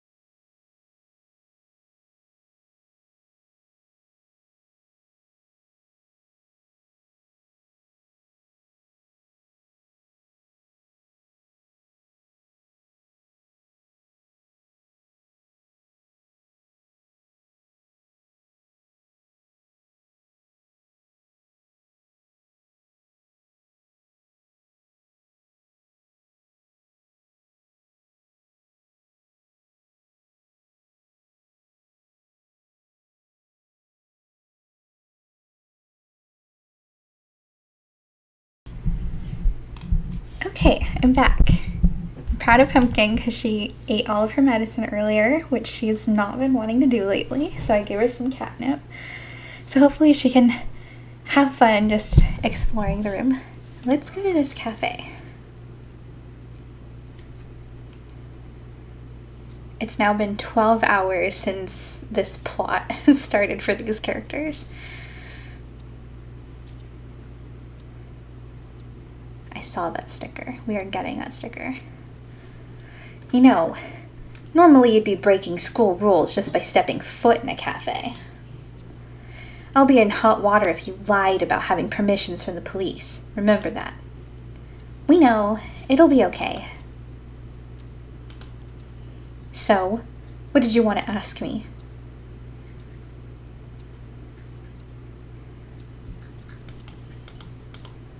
Actually, I want this sticker. They look amazing. Okay, this is number 8, the Sparring Sparrow Brothers. I love the yellow one. Okay, now I guess I can pay attention to you. Yakko, if you would. Right, we wanted to ask you about this. Oh my, a curse stone. An Okame mask. That must mean the Fool's Procession. You two were at the school last night. Damn, there of all places. Yakko, you're one of them. You're a curse bearer. Please calm down, Mr. Araishi. Your reaction is too intense. It's kind of scaring me. Sorry about that. I'm afraid I got ahead of myself. What is it you wanted to know about your curse stone? What would be the best way to approach this? It's just a brilliant teacher like you must know an awful lot about these curse stones. Well, it's true that I'm likely the person most well-versed in this matter.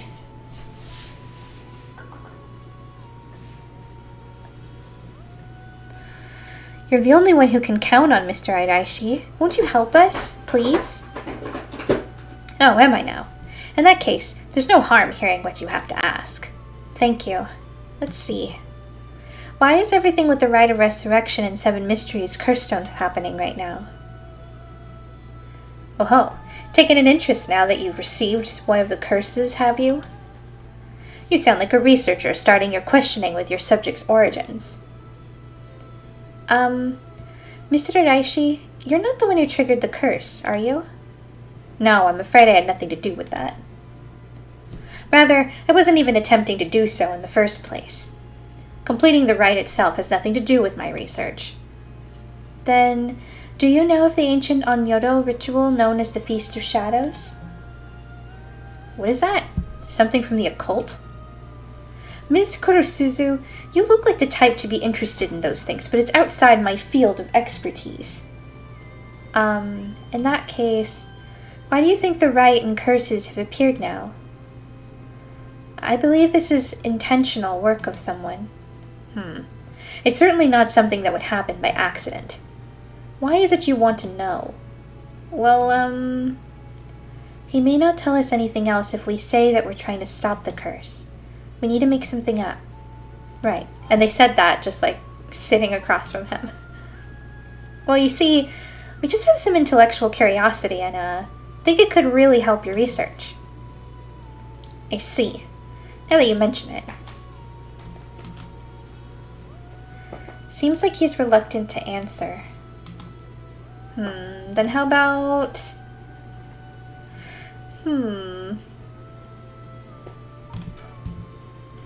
Then, what does the record of fates that you've been researching say about the Rite of Resurrection? Oh, I see. That's what you want to know. Allow me to first elucidate you regarding the author of the record of fates. A special privilege, I might add, since I have yet to publish this in a paper. Yeah, okay. The record of fates was written 200 years ago in the latter half of the Edo period. It was written by a skilled but little-known onmyoji called Seiman Tsuchumikado. This is important stuff. If nothing else, remember this. Seiman Tsuchimikado? I've never heard of him. I'm sure you haven't. He was born into a famed Onyoji family, but split away to practice forbidden arts in secret. He used whatever name was most convenient for the situation, so his real name barely exists in records. Or, so it is written in the Record of Fates. Huh. Kitties? Please.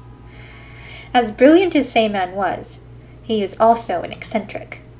He delved into researching the Rite of Resurrection, a legendary forbidden ritual that had never been completed.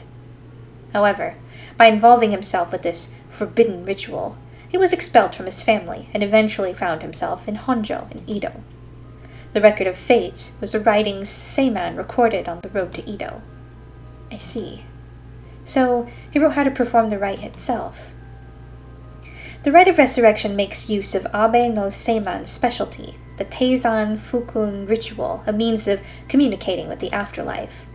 It uses soul dregs to replicate the soul of a dead spirit that has been called. Oh, wow. I never knew something like that existed. Thus it is thought the only one who can use it are those with the ability to turn human souls into soul dregs in the first place. So the Rite of Resurrection calls for that ritual to be performed in advance. Then, when the soul dregs are gathered and infused with the wish of whoever is performing the ritual, it can be completed. The contents written in the Record of Fates end there. There's no more? What about the 7 mysteries of the curses? There's nothing written about them in the Record of Fates. The curse stones are separate from the Rite of Resurrection. Their curse is one used to enable one who is unable to perform such rituals to be able to use the rite. Huh. That's similar to what Mio said, actually.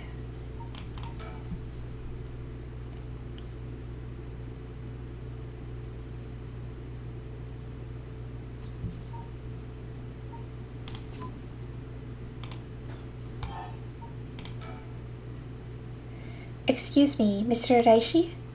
What is it, Miss Kurusuzu? You published a theory before the incident took place. It said that the Rite of Resurrection and origin of the 7 mysteries of Honjo are related somehow. What proof did you have of that? Oops. Wow, okay. Let me fix that. Okay, so I've been back for, I don't know, maybe it's been about 5 minutes.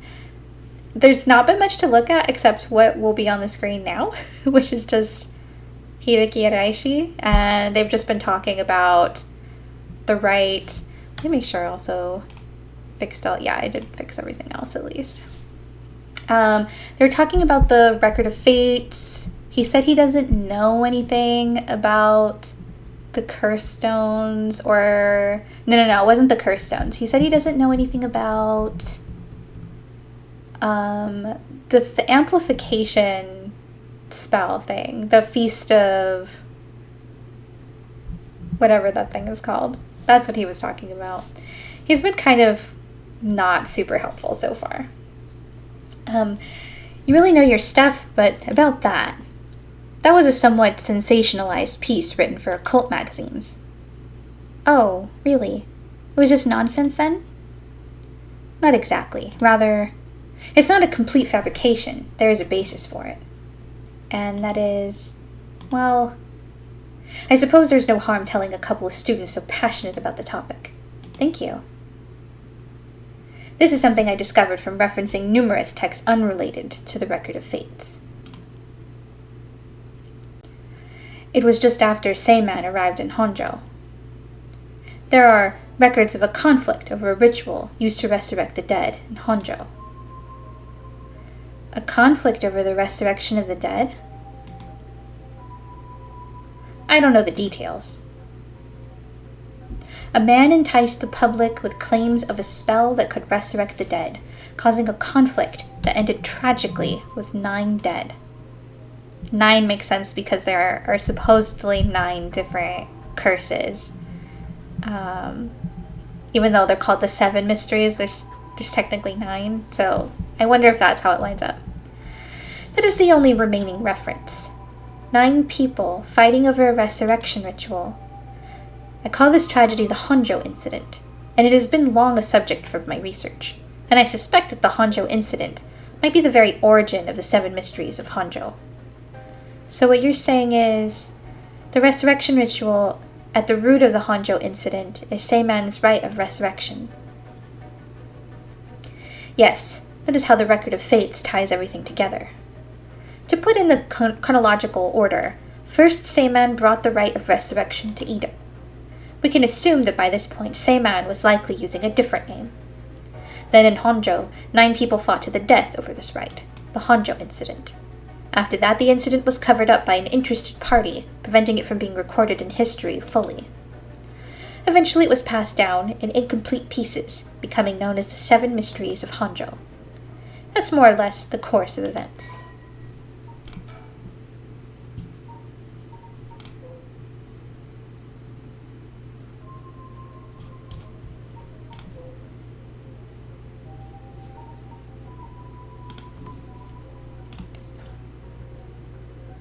So that's how they're connected.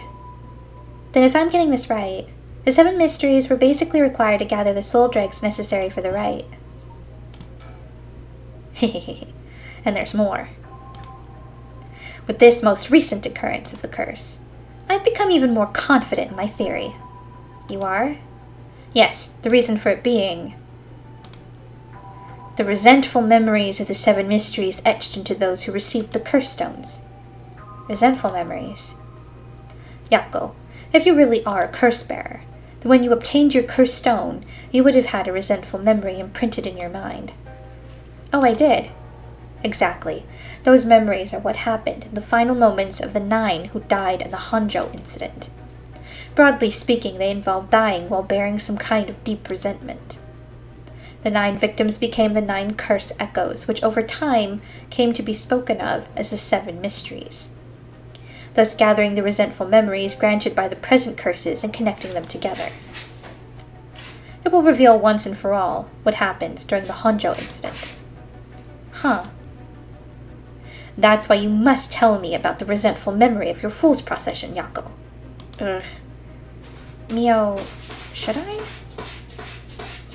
Yeah, I think it's okay. We need all the information we can get. Okay, Mr. Araishi. I'll tell you about the memory of the fool's procession. Excellent. So basically it's about a woman who died falling from a Yagura tower at a festival. Interesting. It's not that one, then. Not that one? What do you mean? Among the 9 victims of the Honjo incident, that is to say, the 9 curse echoes, one of them is Seiman himself, or so I suspect. Huh? Seiman was one of the victims of the Honjo incident too? Meaning, an Onmyoji as powerful as him also became a curse echo? Right. It would make sense that the curse stone tied to a curse echo like that would be special. The power of a curse stone is different based on the curse echo? Mio. Then maybe with Seiman's curse echo we could... Yes, we may be able to settle this whole situation. Hey, what are you two whispering about? Oh, nothing, sorry. Mr. Araishi, how many of the resentful memories have you gathered so far? I have learned a number of them. The Evergreen Beach, the Foot-Washing Mansion, the Ever-Burning Lantern, and now the Fool's Procession makes 4. Of those, the most important are the Foot-Washing Mansion and the Evergreen Beach. What are they about? First, the Foot-Washing Mansion. An Onmyoji appears distinctly in this one. Really? But not Seiman, I'm afraid. One curse echo to rule them all. I guess so. And they're all hopeful about it, but I'm like, watch Seiman be the curse echo that Neijima is carrying, and that's why it's so powerful. A female Onmyoji who sought the rite of resurrection due to her obsession with her personal appearance. Her legs, which she had always taken pride in, were stricken with corruption after she was defeated by Seiman. Her curse echo was notable for being particularly easy to fulfill the requirements necessary to use the curse. The detective did well to escape this one. So a female Onmyoji and rival of Seiman was involved in the Honjo incident. That certainly is interesting. Can we rename the Foot-Washing Man... Do I keep saying... Okay, Foot-Washing Mansion to say the not Foot-Washing Mansion.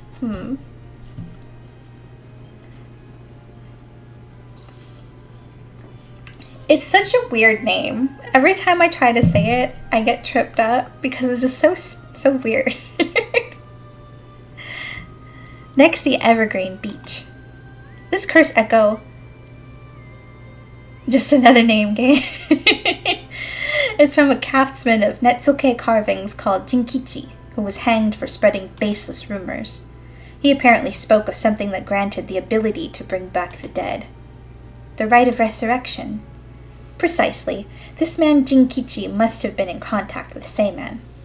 If I could just collect all of the memories, everything will be revealed and the truth of the 7 mysteries will be mine.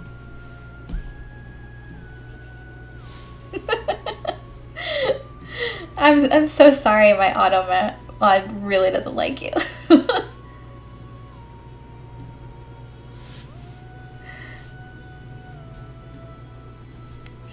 That is the knowledge I desire. Meaning you need to gather as much information as you can from the curse bearers. Precisely.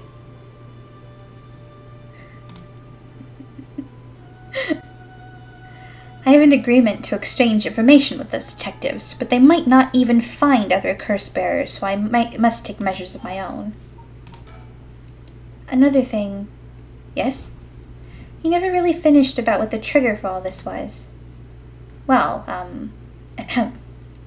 I don't know. Really? You're not hiding something from us, are you? It has something to do with how you obtained the Record of Fates, right? How did you really get a hold of the Record of Fates?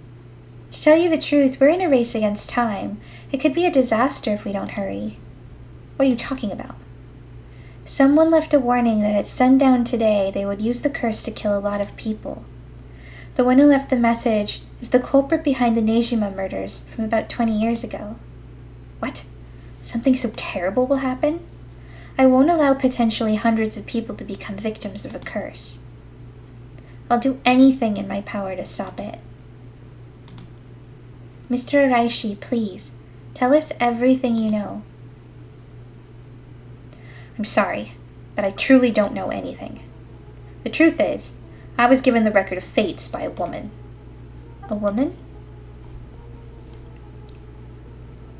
Well, her voice sounded like a woman's, but I actually didn't see what she looked like. 1 month ago, while I was investigating at night, I suddenly heard a formless voice. A woman's voice? It said, I entrust you with this ancient manuscript and the rite of resurrection held within its pages. Spread rumors of this ritual as far and wide as you can in the coming month. And before I knew it, an old document had fallen down at my feet. 1 month. She specified the time period? I was told if I did that, I could study the manuscript as much as I pleased. I wanted so badly to verify its authenticity, I ended up accepting. I haven't heard anything from the voice since then. I must have had spread rumors in order to strengthen the power of the curse. Toppy, don't smash Legos. Thank you. To tie together the curse and the desire to seek out the right. This makes it likely that the owner of the voice is the mastermind behind all of this. Hence, I went to public with the Record of Fates.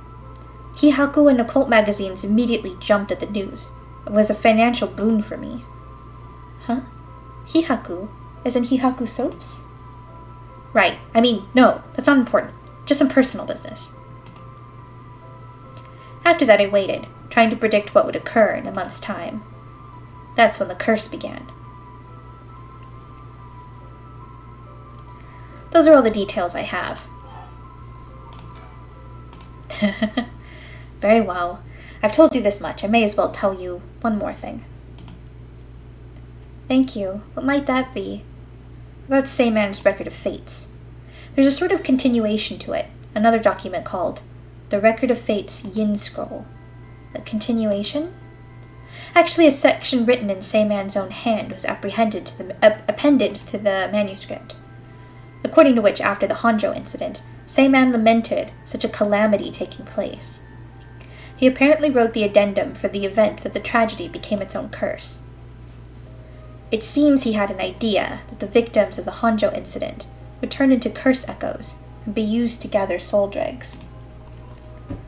It supposedly details how to handle any trouble that occurs as a result of the rite of resurrection. Really? Hold on a second. Don't you find that strange? What's the matter, Miss Sakazaki? You think my information inaccurate? If Seiman died in the Honjo incident, then he couldn't have written an addendum. You really don't get it, do you? Huh? Am I wrong? Have you forgotten the ability Seiman possessed? Of course not. He could use the rite of Oh. You're telling me Seiman used it on himself? The rite of resurrection can be carried out in advance, so that it activates when the soul dregs are gathered together. Then is it not possible that Seiman himself was resurrected by the rite after it all took place? But he'd still have to collect the soul dregs needed to use the rite. Yes, and that's why they died. The 8 others besides Seiman. What? They died in the Honjo incident for their soul dregs. That sounds like it's the same as what's happening now. That's why I need the resentful memories, to learn the truth. Did someone rig the ritual from the start and is just using... That's what I'm wondering, and it makes the most sense that the chairwoman of Hihaku Soaps is the one who did it, because he says, like, a woman happened to just give him this manuscript. He accidentally slipped that Hihaku Soaps was funding his research. Like, all of those details just seem really suspicious. I get it now. The issue at hand is that the Yin Scroll and the Record of Fates were supposed to have been passed down as a set. When I received the Record of Fates, the Yin Scroll was gone. Only this information was left. Supposedly, Seiman's blood descendants guarded it as it passed down across generations. It seemed that over their long history, the 2 documents became separated and the scroll's location lost as the family line branched. Seiman had descendants? So there's someone out there related to him by blood even now? Would that work if Hihaku jumped at the news, though? Wouldn't that imply they didn't know? Well, so... I mean, they could have made it look like they didn't know, though. Because... the chairwoman's not super involved in the day-to-day operations of Hihaku. So they wouldn't... Like, the company wouldn't have known that she was orchestrating this, but she could have pushed the company to fund money into it. That's kind of what I'm thinking. The secretary involvement and stuff and what he knows is a little questionable to me, though, because they seem to be trying to gather them before they're even used. So I don't know, there's a lot of contradictions in there. Mio's so powerful because she's a descendant of Seiman. That would be really interesting. Especially since she's taken such an opposite stance to him, like these shouldn't be used at all, period, for any reason.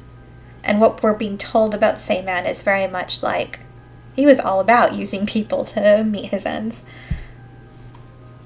In fact, I've tried to trace the line as far as I could go. Toffee, leave Pumpkin alone. Gosh, such cat drama. He wasn't a well-known onyoji to begin with, so a detailed family tree does not exist.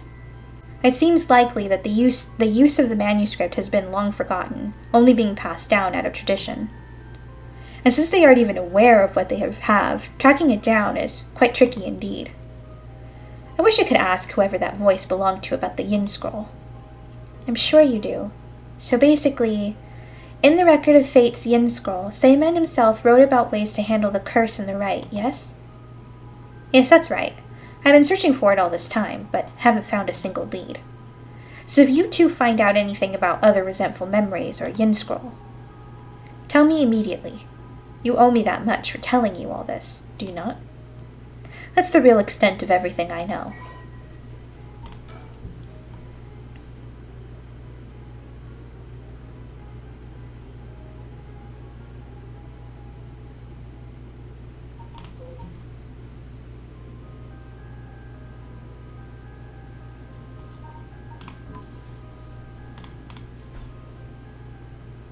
Yes, I understand. Thank you for your help. If you bring me some useful information, I'll take it into consideration for your school grades as well. What a scummy teacher.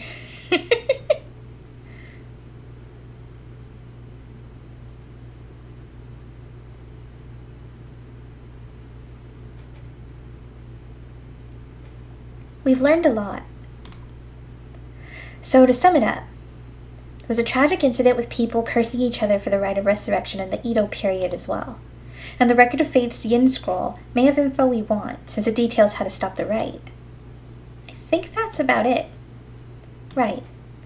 If we could just find the Yin Scroll, we might be able to learn how to settle this situation.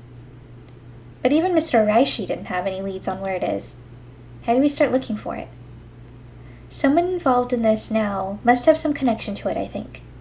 I have a feeling the mastermind who awakened the curses is involved too. Right.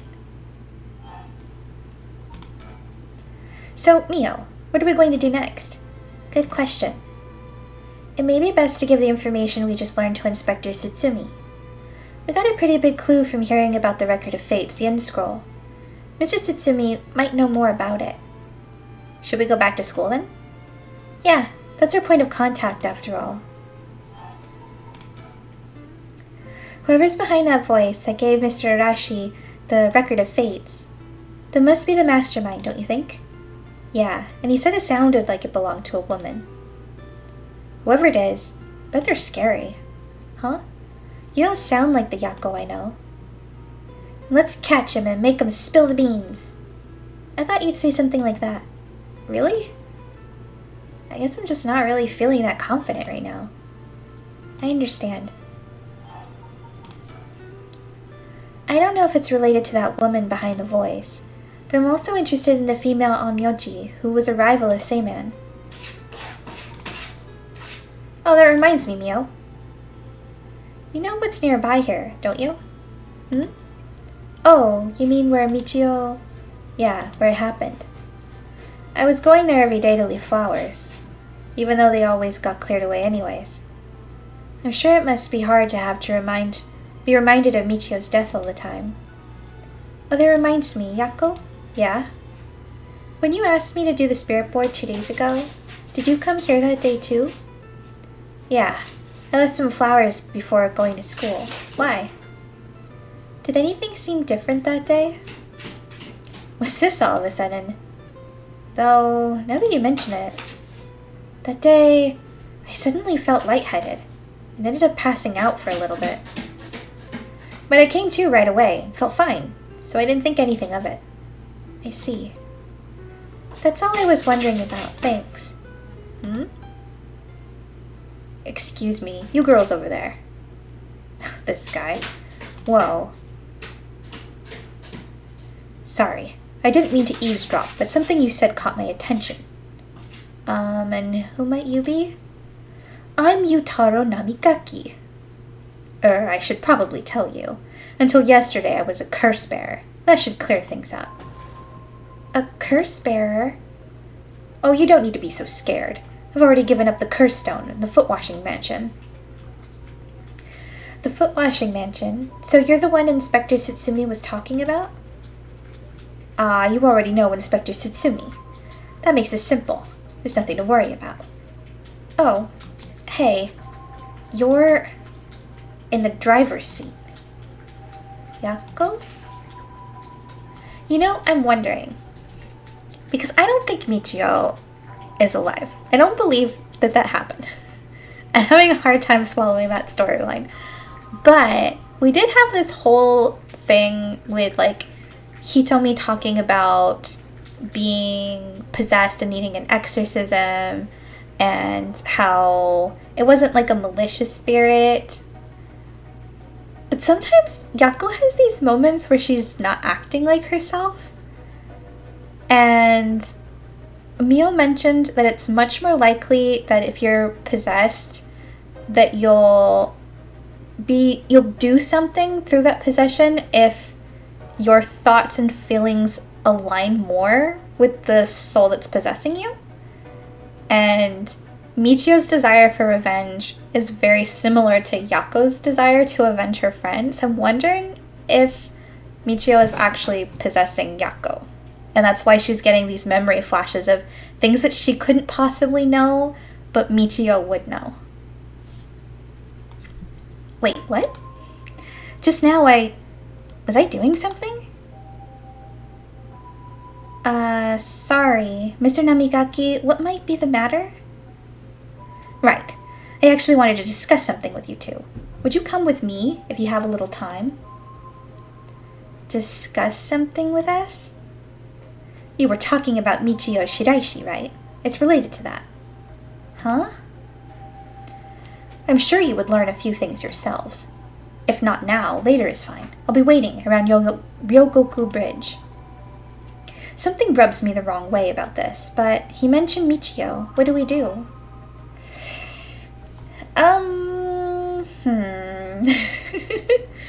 To get information, but possibly die, or go to the school where we can go wait for the cops to show up.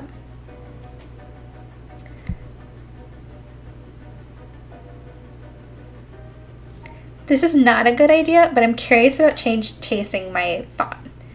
Well, I suppose we may as well hear what it is you have to say. Kids, don't do this. Don't follow random strangers who say they have information about your dead friend. Glad to hear it. Then, shall we relocate elsewhere?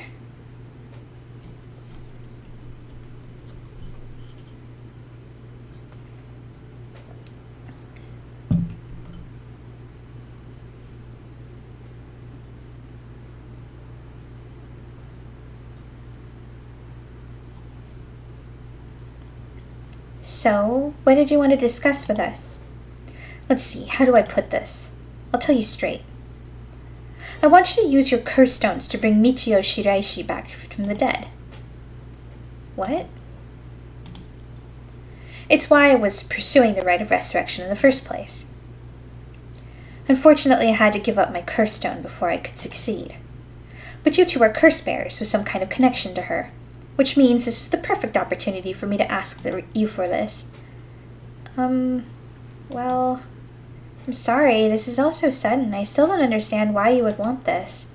What exactly is your relationship with Michio? Well, we met briefly once. I was so sad to hear the news of her death the other day. Right. Well, it would be great if we could bring Michio back, but we've already decided not to use the rite of resurrection.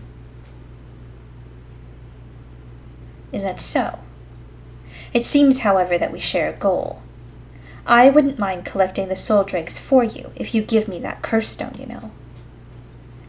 We'll have to decline that as well. Our goal is to stop this curse. I see. Well, it's too bad. I suppose I'll have to give up on the curse stones. Thank you for understanding. Phew. I thought he was a little suspicious, but he left without making a fuss. But why does he want to bring Michio back? Yako? Uh-oh. Did she go off somewhere while we were talking? Yeah, she probably went off to go kill him.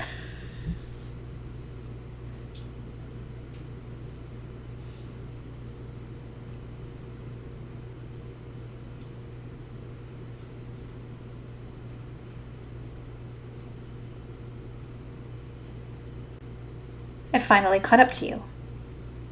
I don't know if you noticed me following you or not, but leading me to a secluded place, you've got guts.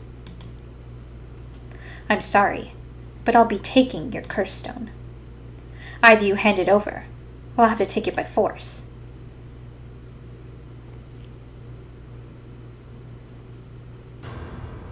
What?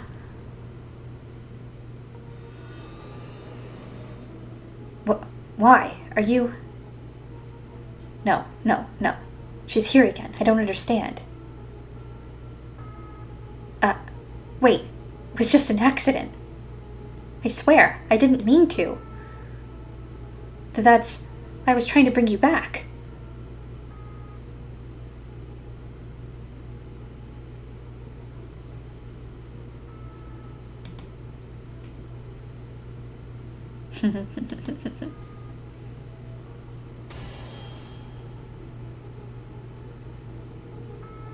Ooh, interesting. We got an ending. Yeah, so I think Michio is totally possessing Yako. She used Yako's curse. What does Yako's curse do? I don't remember. I wonder if that lines up, though, with how EY was killed. I need to look that up again.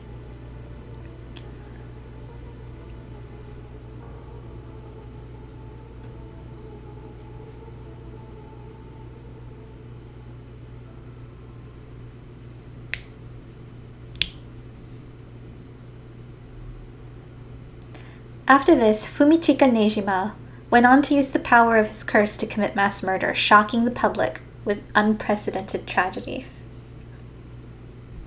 And from this day on, Yako Sakazaki was never heard from again.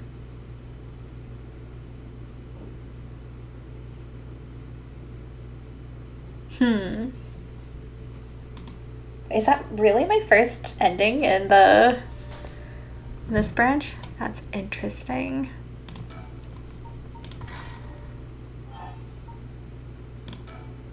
Alright, this time we're not going with this guy.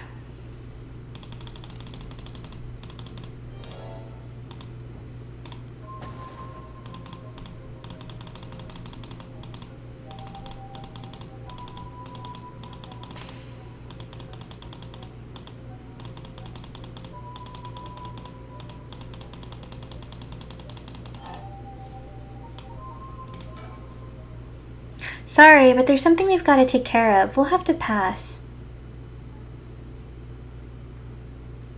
Is that so? Well, it's too bad. I'm in no rush, so I'll be waiting at Ryogoku Bridge if you change your minds.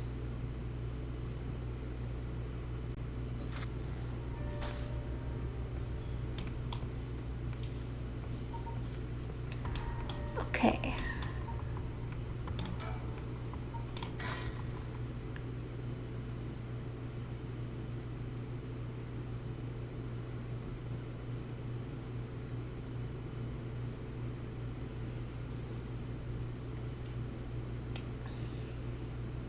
Boss? I just talked to the Sumida police. Oh, what now? They found an abandoned van in the Chiba Mountains that looked as like it had been an accident. They couldn't lift any fingerprints from it, but they found blood splatters on the front. And guess what? The blood is a perfect match for Michio's. Oh, so it must be the man that hit Michio. You got it. It's all thanks to Yoshimi that we were able to find that out. The license plate had been removed, though, and they even scrapped off the vehicle identification number. It'll take a while to identify the owner. Now they're trying to figure out if the van was sighted anywhere between the scene of the crime and where it was dumped. Got it. Thanks for the report. Okay, let me check.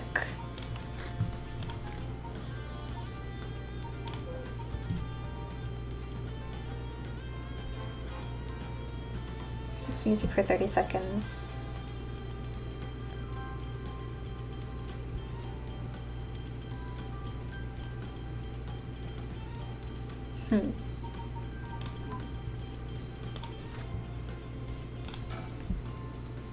By the way, boss, we've confirmed that Michio died in a vehicular collision.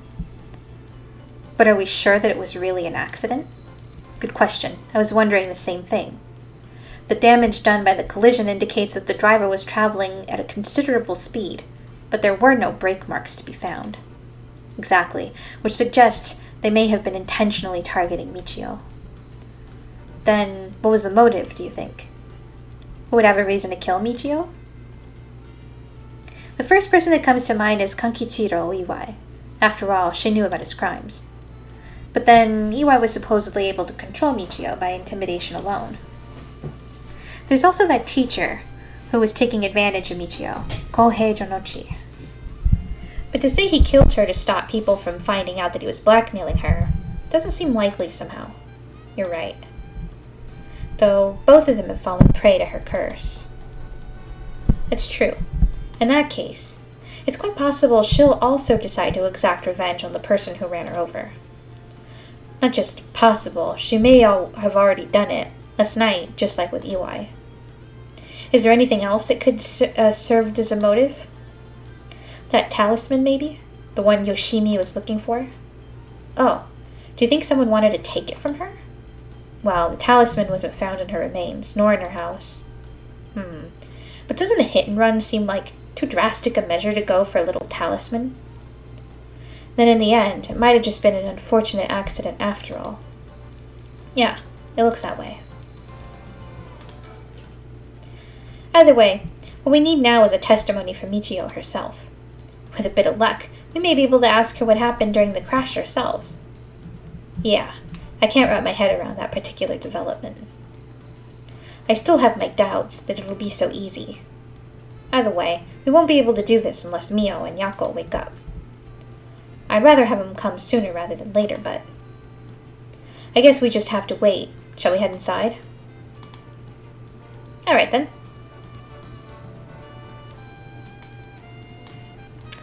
There's a bird.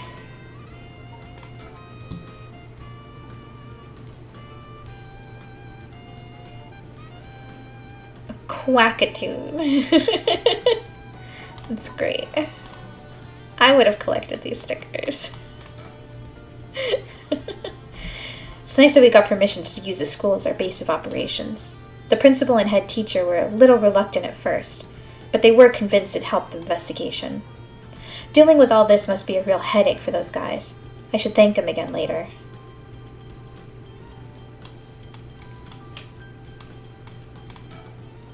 Hey, Erio, I wanted to ask you something. Aye aye, boss. Geez, you're an eager beaver. Haven't even said what it was yet. When can we access the Duck storyline? Good question. Maybe it'll be New Game Plus content. We can play through all the Mockingbird stories. Right. Well, what is it then? Can't remember what you had for dinner last night? Looks like that agent over there is having some trouble with his pen. So if you've got a spare, go lend it to him. And for the record, I had katsudon last night. No need to worry about me going senile just yet. I know I look like a genius, but I didn't even think I came across the type as to carry spare pens on my person. You, a genius, you're dreaming. But if his pen just stopped working, he can get it going again with a little bit of nail polish remover. Nail polish remover? Yeah, you know, what you use to remove nail polish. Never used it before? Do I look like I would have? Don't make me sound crazy for not having used this stuff. I doubt you have either. Oh no, I've used it all right. Did you know that it can remove oil-based ink stains? Which is also why it can be used to fix old dried-up nib pens. Whatever is in there that removes the ink also doubles as a way to unclog pens. Huh. Good to know. Still, wouldn't call you a genius, but it's something. You gotta make sure the remover doesn't mix with the ink, though, or it'll ruin it. Doesn't that defeat the purpose? Not to worry, I don't have nail polish remover on me now anyway. Oh, no problem then. It doesn't fix anything. Long story short, I don't have a spare pen. Jeez, alright. I'll let him know. Boss, I thought we were going to wait for Mio in the school. I guess we still can't rule out the possibility that Michio did commit suicide. She was so young, and all the adults in her life did was push her around.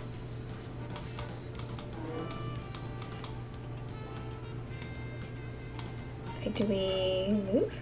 Alright, let's go wait inside the school. I'm sure they'll be here any moment. Any moment.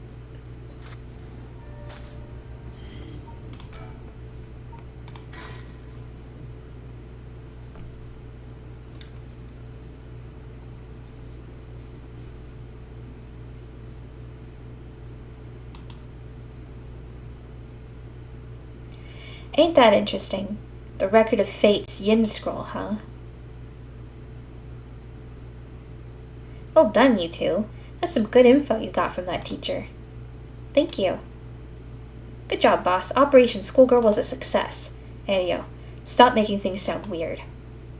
Anyways, let's share what we found at Michio Shiraishi's house. Yes, please. And look at how Yako has no reaction compared to Mio. It's suspicious. A man named Iwai kidnapped sacrifices for black magic? And Michio helped with the kidnapping?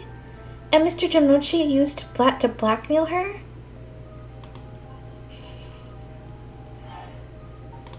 Yeah, there's so many things to question. Based on the report and looking at the circumstances surrounding the deaths of Jonochi and Iwai, if Michio Shiraishi did it, it would make sense. Furthermore, there are signs that Michio Shiraishi wanted someone to notice. Huh? Really? The ribbon that was left at the scene of Kohei's death is proof of that. Mio, I'm guessing you knew that already?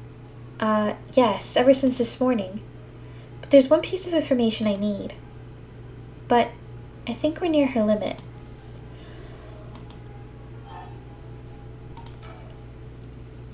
Okay. So, if we get this record of Fate's Yin Scroll, we'll be able to dispel the curse. Yes, the source of this curse is a tragic event called the Honjo incident that dates back to the Edo period. An onmyoji named Seiman Tsuchimikaro is said to have recorded a way to deal with the curse. So I think there may be a way to dispel the curse. Right. I'll leave how to approach this to you, Mio. I'll check with the Paranormal Affairs Bureau as well, but please make finding the record of Fate's Yin Scroll your top priority. Understood. But how do we go about looking for it? It's possible the descendants of Seiman have inherited it, but I don't think they're aware of its existence. It'd be nice if we had a clan crest or something to go off of. Maybe we'll have to ask Paranormal Affairs. That reminds me, Mio, was the Western black magic used by Iwai and Nijima really just an imitation? Huh? Why are you asking me? Oh, Boss said that you knew about this sort of thing. Do you not? Well, I mean, I have some knowledge, but... How strange. I don't think I've ever told anyone that. It's okay, Mio, no one's judging you. Right, but it still feels a little weird.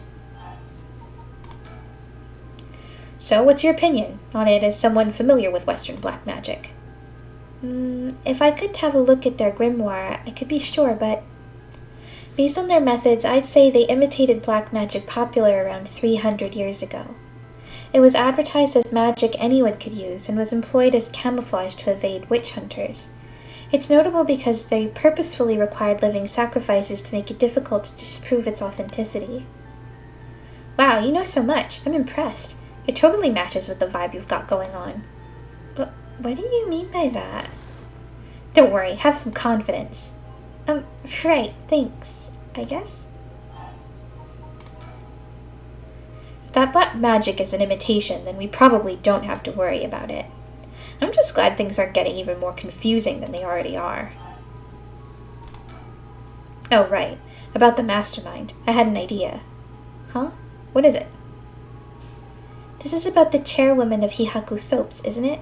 You mentioned her when you were telling us about that Iwai person. Yep. Whether the goal is to restore youth or to resurrect someone, she's got her hands all over this. She has money, too. It would also match Hideki Iraishi's account of a woman's voice. An evil business lady with supernatural powers, a classic setting. If only we could confirm those powers of hers were actually real. We'll need to keep an eye on her. I'll tell HQ to look into her. Now then, if we're nearing the limit, I'll stop beating around the bush. Time to tell it to you straight. Yako Sakazaki. What? Me? Yes? Take out your curse stone and give it to Mio. My curse stone? It's just been in my pocket all this time. Thanks. I'm just going to borrow it for a second. Well? Yes. There are soul dregs inside, after all. What? How did this happen? I didn't do anything. I swear you have to believe me. It's okay. We know. Yako, calm down and listen to what I'm about to tell you. But...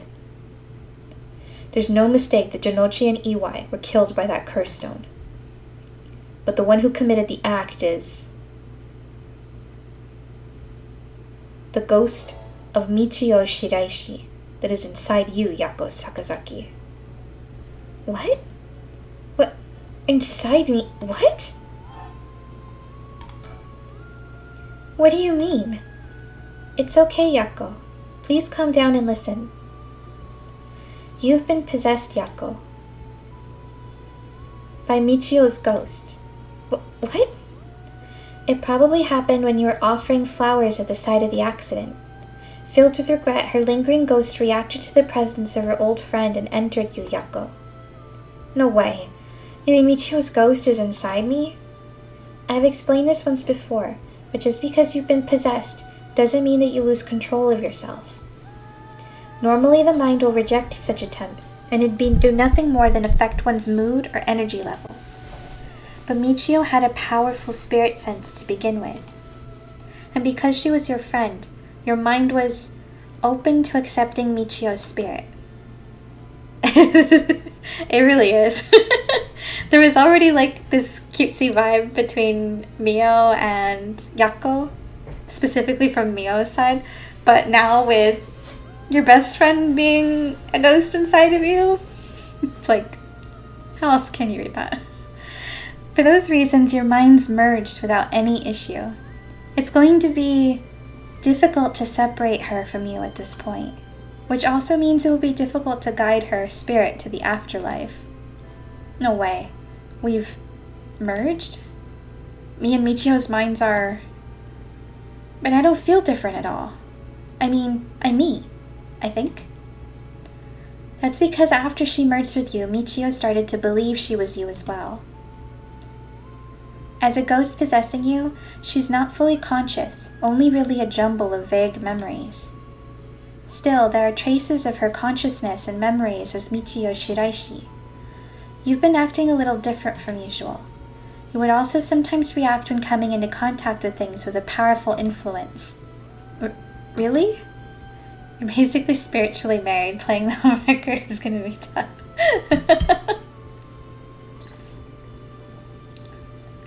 That having been said, if we don't have a proper understanding of the regrets Michio Shiraishi had when she died and why, it would be difficult to separate her from you. That's why I didn't say anything. I'm sorry. If I carelessly provoked her ghost, it could have risked causing her to dig even deeper into your mind. Oh no. When we mentioned limits earlier, we mean that by letting things proceed like this, there's a possibility that you will join completely, making it impossible to separate her ghost from you. If that happens, you'll never be able to tell which of your thoughts belong to her and which belong to you. What? That's so scary. You mean I won't be myself anymore? But if it's Michio, then maybe it wouldn't be so bad. Do you know her regrets include never kissing a girl, just out of curiosity? I mean, it looks like that's what's happening here, too. Oh, I don't know. What should I do?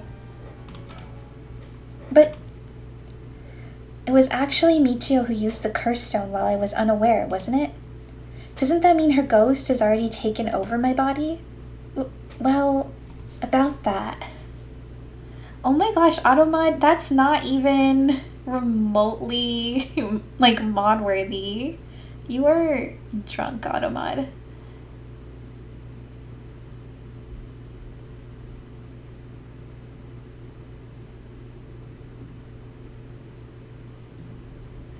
Okay. Well, about that. I think that's probably the effect of the curse amplifying murderous impulses and the influence of the Feast of Shadows. While you were sleeping, the ghost's powers were boosted. And strengthened by the feast, Michio's consciousness surfaced and took control of your body. Then that means I was the one who killed them? I cursed them both. Yako, no, you were being controlled. Right, Inspector? Yeah, that's right. It's likely she'd be recognized as not being responsible for the crime due to the possession. It's not something you can control. No need to worry about that. No, you're wrong. I wanted to kill them too. Those feelings must have come out. It's not only Michio's fault. I mean, When I learned that Michio didn't commit suicide, I wished that all the cruel adults around me would just die. I had the curse stone with me, and I wanted to get revenge for Michio. If the chance came, that's how I felt. Yako.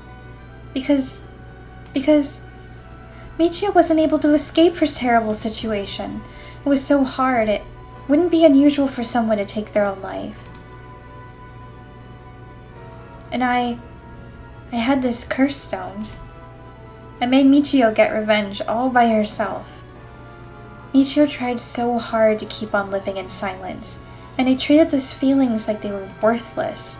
I should have done it myself right away. I'm sorry. I'm so sorry, Michio.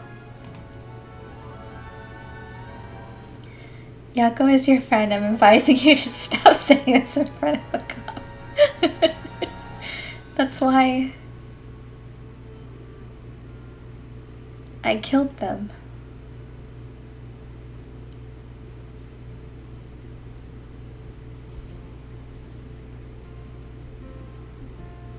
Yako. There you are. Oh, hi Michio. What is up with you? You've had me worried sick since you haven't been coming to school lately. It feels like it's been forever. I'm glad you seem to be doing good. Yeah, sorry. I'm sorry I didn't tell you why. I've always regretted it. Oh, come on, you're acting like we aren't buds. Tell me, if anyone is making you sad, I'll take care of them. Thanks, Yako. Actually, I'm here because there's something I wanted to tell you. Really? What's the matter? You can tell me anything. Well, the truth is, I did something unforgivable to an innocent man. Saying that I was forced to, I didn't have a choice, doesn't undo it. I'm sorry. I feel so guilty. What? I've done so much I can't take back, all because I was weak. There's no escaping the hell I've created for myself. I couldn't handle it anymore. I started thinking about killing him and dying myself. Neither of us deserve to live in this world. What? But something went wrong, and that's why I died with regrets. But thanks to you, I finished what I wanted to do. Thank you. And I'm sorry for dragging you into this. What?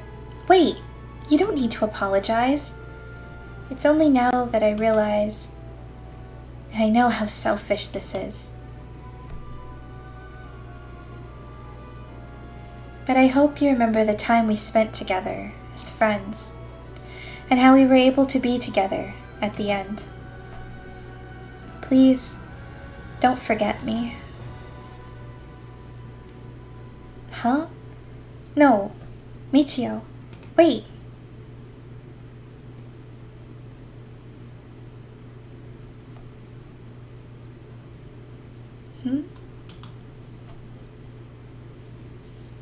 Yeah, it's absolutely not subtext.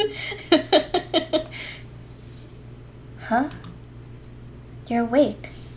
Do you feel okay? I'm sorry I had to spring that all on you, Yako. What? Are we in the classroom? Huh? Was I dreaming? I'm sorry to rush this along while you're still gathering your feelings, but we need to hear what Michio Shiraishi has to say now. Right. And so after considering what to do, it is true that Michio's consciousness has mixed with yours. But if I summoned her ghost, we may be able to establish some communication. Oh, I understand. So, you thought to use the spirit board again? Yep, I have a hunch. I think the spirit we called last time may have actually been Michio herself. Really? You think? And that her spirit has been close to you ever since then. Then let's do it. I think we should, and I want to hear from her. Very well. I have no idea if this will work during daytime, but let's give it a try. Are you ready? Yeah, I'm ready. Okay, here we go. Do you remember how to do it? Place your finger on the 10 yen coin. Right, like this. Good. Now do as I do. O specter of the spirit board, and not B-O-R-E-D, please visit us. O specter of the spirit board, please visit us. Please tell us if you are there.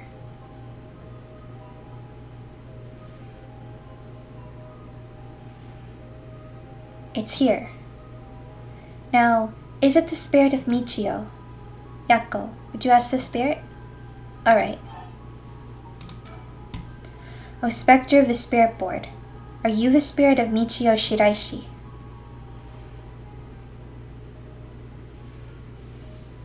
It said yes. Don't be so sure. Some spirits like to play tricks.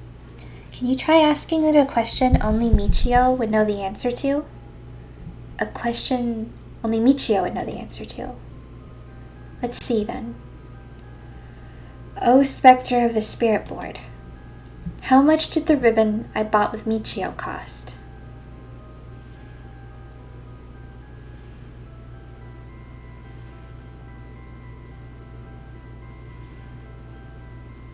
$490. That's right. Well, it seems we have the right spirit. Okay. Can I have you ask her a question? Okay. What do you want me to ask her? I want you to ask about the location of Fumichika Nejima's hideout and the location of the talisman as well. Okay. O specter of the spirit board, please tell me the location of Fumichika Nejima's hideout.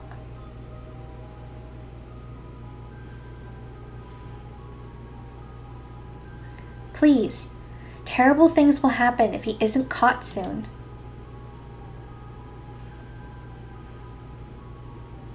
I'm sure it's painful to try and remember, but you're the only one who can help us, Michio. Please.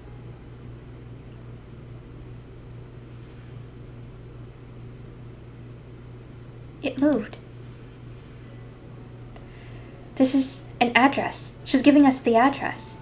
Amazing. Thank you, Michio.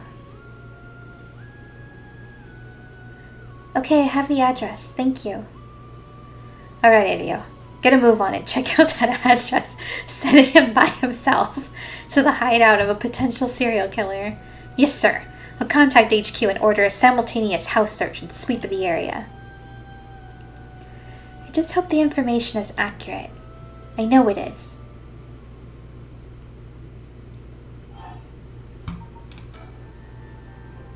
O specter of the spirit board, do you know where the talisman that you had is? She does know. I wonder if we can find a way to narrow it down. I'll try asking. O specter of the spirit board, did you carry around the talisman with you at all times?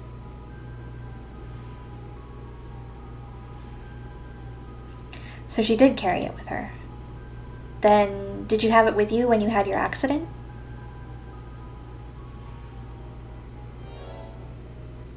Huh. She had it with her. But there was nothing resembling a talisman in the articles left behind at the scene. So that means someone took it with them and ran off with it before the scene was investigated. But who would do that? This would mean someone knew Michio had died before the police did.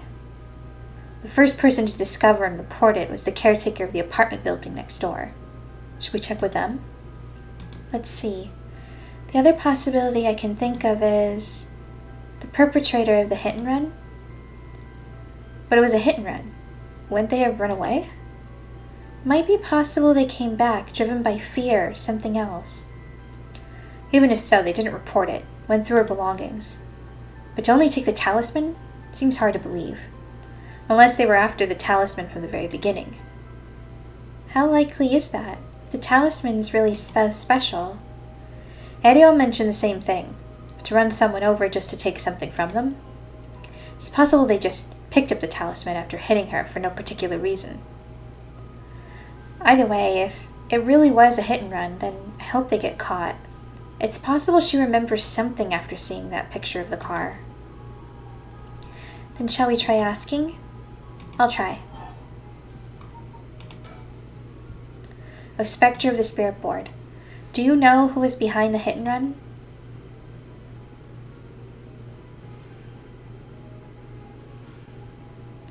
She says she knows.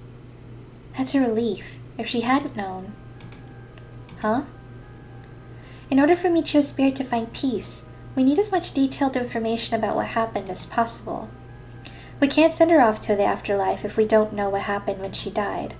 This isn't like a forced exorcism. Huh. So that's what it'll take. Alright, I'll try asking. Right. O Spectre of the Spirit Board, who was the one who ran you over? I hope she knows the name. I wonder.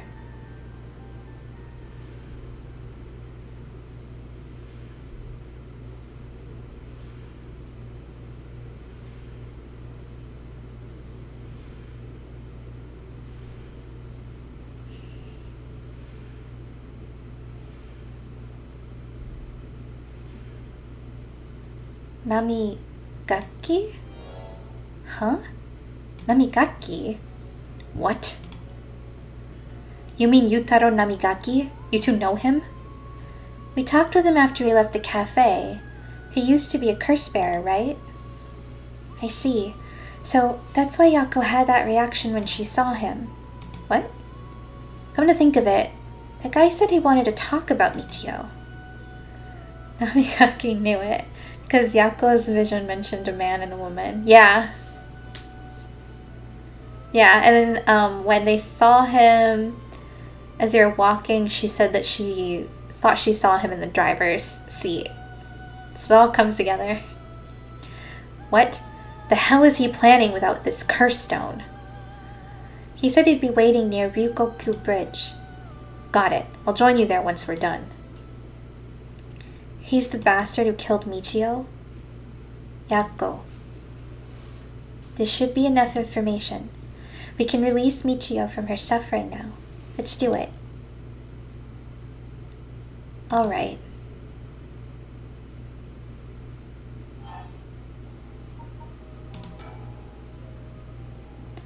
O Spectre of the Spirit Board. No, Michio. Thank you. You helped us. You know, I'm so sorry I didn't know about it all. Your family, the kidnapping, Mr. Jonochi. I'm so sorry. It must have been so hard. Not that I could understand, but I'm sure it was so hard.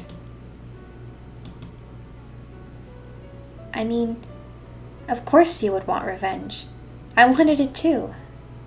We've all done things that we wish we could take back. But I'm glad that I at least know the truth. Yako.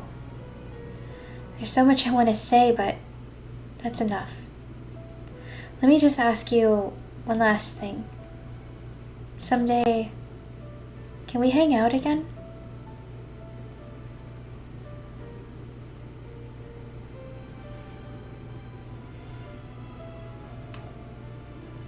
You mean it? Okay. It's a promise. Have you asked everything you wanted? Yeah. Okay. I'm going to guide Michio's spirit now. Yeah. It's time to say goodbye.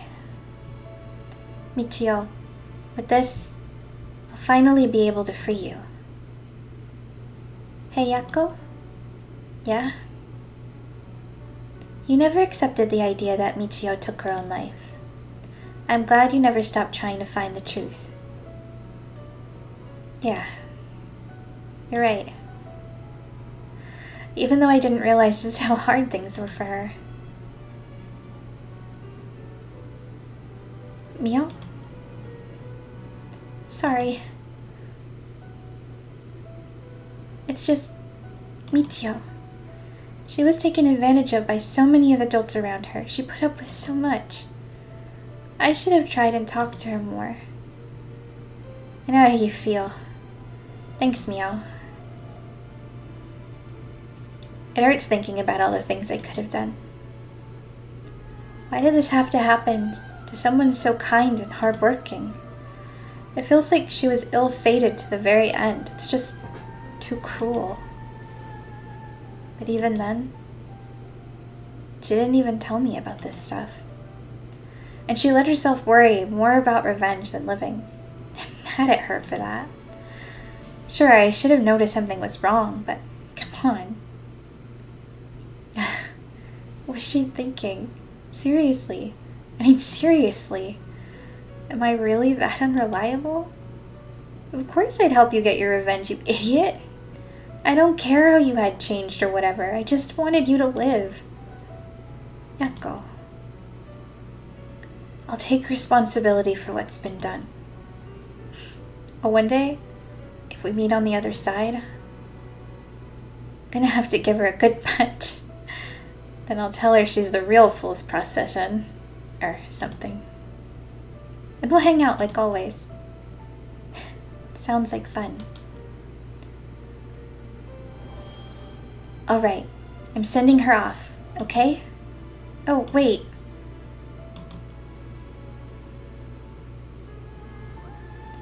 Look, the coin.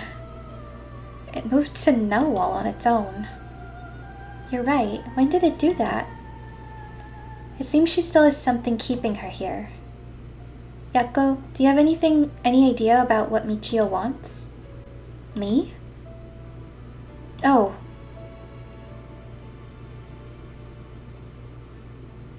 Aww. I think she told me she didn't want me to forget. I see, then... Michio? If you can hear my voice, let your feelings that you won't ever forget her be known. Show it through an action. What?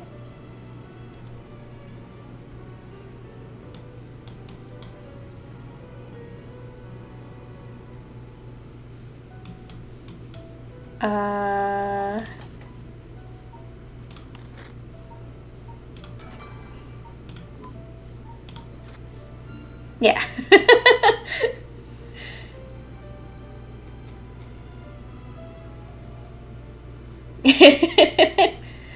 Thank you. Though, I don't really want you to punch me. So live a long life, okay? I'll see you later.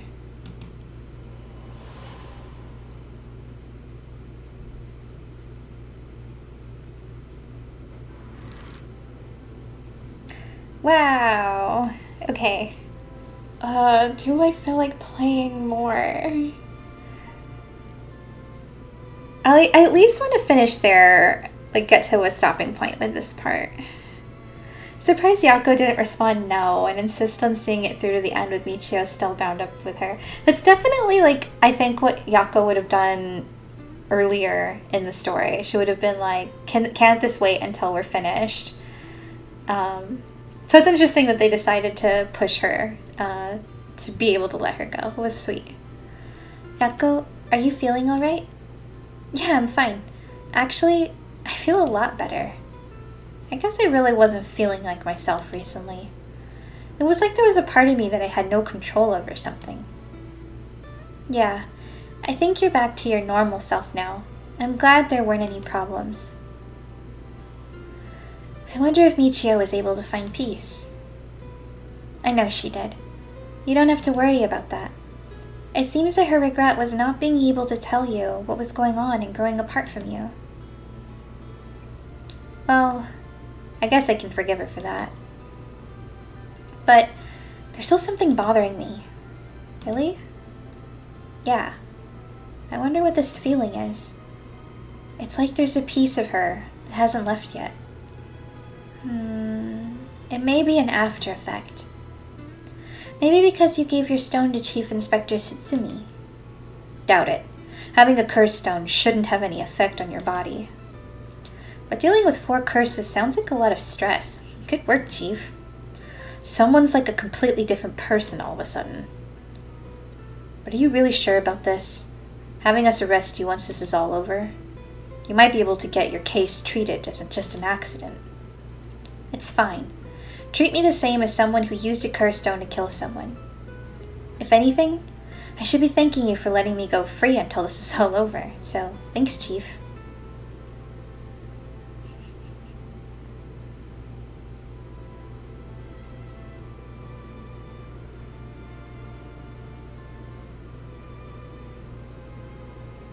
Yeah, seriously. He's made some questionable decisions as a chief. Like taking them with this guy who killed a girl in a hit and run. Whoa. You didn't say anything about bringing the police. Sorry, but we don't have time to care about what you have to say about us. What business do you have with this girl now that you've lost your curse stone? I'll tell you this for free. I have her curse stone already. Ugh.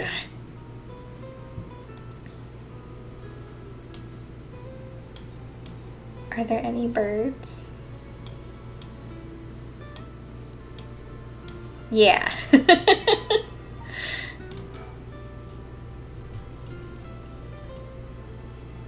Crane stem.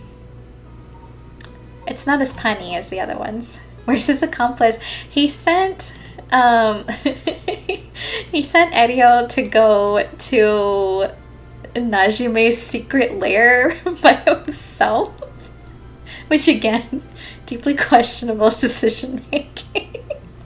Oh, Namigaki, she ditched him. I don't know if you're watching on the time that I played, but she was like, oh, he's so not my boyfriend. And then her profile was like, yeah, they were dating, but she's bored of him because he doesn't have a curse stone anymore. And she was just using him so that she could take his curse stone once he filled it up. He's a really pathetic story. I don't have any ill intentions. I wanted to tell you that I want to help if you intend to resurrect Michio Shiraishi. That was my intention from the beginning when I received my curse stone. And that's why I took your curse stone. Man can't be too careful. Besides, what connection do you have to Michio Shiraishi? We, met once. I was so sad to hear the news of her death the other day.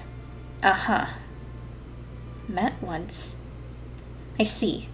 Well, I'm sure it must have been painful for you, but... Do you think bringing her back from the dead will erase the fact that you hit her with your car? I'm sure that I have no idea what you're talking about. If you don't know, I'll tell you. And you'll let me ask you some questions in return.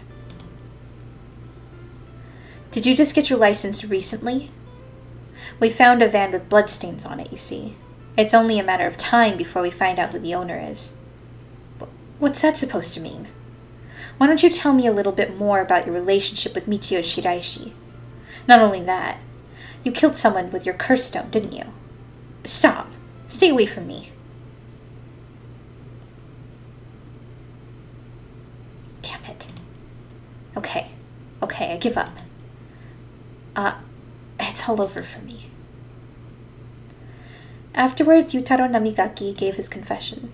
He admitted that he was behind the wheel of the van that hit Michio Shiraishi. We have eyewitness testimony from a ghost, and that's visible in every courtroom in Japan. And that was definitely the case in probably more than one Phoenix Wright episode. He explained that he was speeding in order to impress a girl. Well, I mean, also in Spirit of Justice, that's pretty much the entire game, is consulting with ghosts in court. He explained that he was speeding in order to impress a girl he had in the car with him. Oh my god. Okay, so that means Ayame was also definitely in the car. After hitting the schoolgirl, he drove away and planned to wash the car in secret to destroy the evidence. But he became nervous and went back to the scene of the crime at the urging of his passenger. When they returned to the scene, the female passenger went to check the victim alone while he sat panicking in the car. When she returned, she told him people were unlikely to assume a hit and run as it looked similar to a suicide by jumping from a height. Afterwards, the pair parted ways, and Yutaro dumped the vehicle deep in the woods under the cover of night. The two of them decided to keep the accident a secret. The next morning, Michio Shiraishi's body was discovered, and luckily for them, her death was ruled a suicide. However, a darkness lingered with his heart. From that day on, the schoolgirl appeared before him covered in blood, her limbs bent and broken, despite him in his dreams every night. Even when awake, he would see a phantom of her corpse in the dark, moaning and cursing him at all times. Troubled by the constant hallucinations, it was only a number of days before he suffered a nervous breakdown. He couldn't bear hiding what he'd done anymore, and planned to turn himself in, but was stopped by the passenger from that night. It was then that he first heard rumors of the rite of resurrection. He thought that if he could resurrect the schoolgirl, that it would be like if the accident had never happened. Weird that the woman would urge that, and why would she know that different forms of death look like? Yeah, no kidding. She definitely had to have known something about the talisman. I have no idea how or why she would have known of its existence, let alone that Michio had it on her person.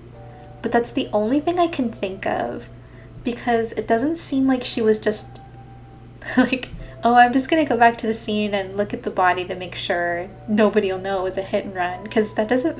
Why would you go back to the scene of the crime if you're trying not to get caught for a hit and run? It makes more sense if she was actively looking for something.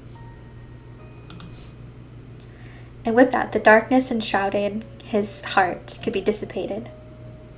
From then on, he searched the areas associated with the 7 mysteries of Honjo every night. And he received the curse of the foot-washing mansion as a result. I see. That's right. I'm not a bad man. I wanted to return myself in. It was the girl who tempted me. Okay. Calm down and listen. If you don't think you've done anything wrong, what would these girls think if they saw you run over that poor girl? There's something I want to know. Do you know anything about a talisman that Michio should have had on her at the time of the accident? Talisman? What are you talking about? So you don't know anything. In that case, what about the woman who was with you? Can I ask her? Oh, that's right. Everything is her fault in the first place. Well, that may not be exactly wrong. Just riding passenger in a car involved in involuntary vehicular manslaughter isn't a crime in and of itself. But according to your statement, she neglected her duty to seek aid and instigated you to neglect your duty to report the accident. And if she took an article from the scene, she'd also be charged with theft. Can you tell me who she is? You have no intent of hiding anything anymore, do you? Yeah, that's right. It's her fault. Do what you want with her. It's time for her to face what she's done. Her name is Ayame Tono. She's an art student I met in town. What? An art student named Ayame Tono? Whoa. Are you absolutely sure of that? What point would there be in lying to you now? Would you know her or something? She may look nice, but she's rotten on the inside. I'd like to meet the parents who raised someone like that. Shut up. Uh-oh. Oh no, is Ayame his daughter? What's wrong, Inspector Tsutsumi? You're drenched in sweat. No. Wait. Damn it. Why? How could this happen? Listen up. I'm taking this one with me down to the station for more questioning. You two go to the Record of Fates Yin Scroll. Got that? Okay, we will. Come with me. Whoa. Okay, now I have to keep playing because I want to see where this is going. Let's get going. Yeah. It must be so awkward from their perspective. Do I have to, I think I have to keep going with theirs to unlock the next part. You know, if Namigaki hadn't been such an inept loser, the foot-washing mansion would have been easy to achieve his goal. Yeah, like, everyone keeps saying, like, this is one of the easiest curses to employ. He could have killed so many people with it, and yet he managed to kill like someone who's not a curse bearer, just some like innocent bystander, and accidentally kill a girl before he even has the curse stone, and that's all he managed to do. Such a loser. But also, to be fair, the only reason why we took the curse stone away from him is because of the metagame. And it has nothing to do with anything the cop did himself.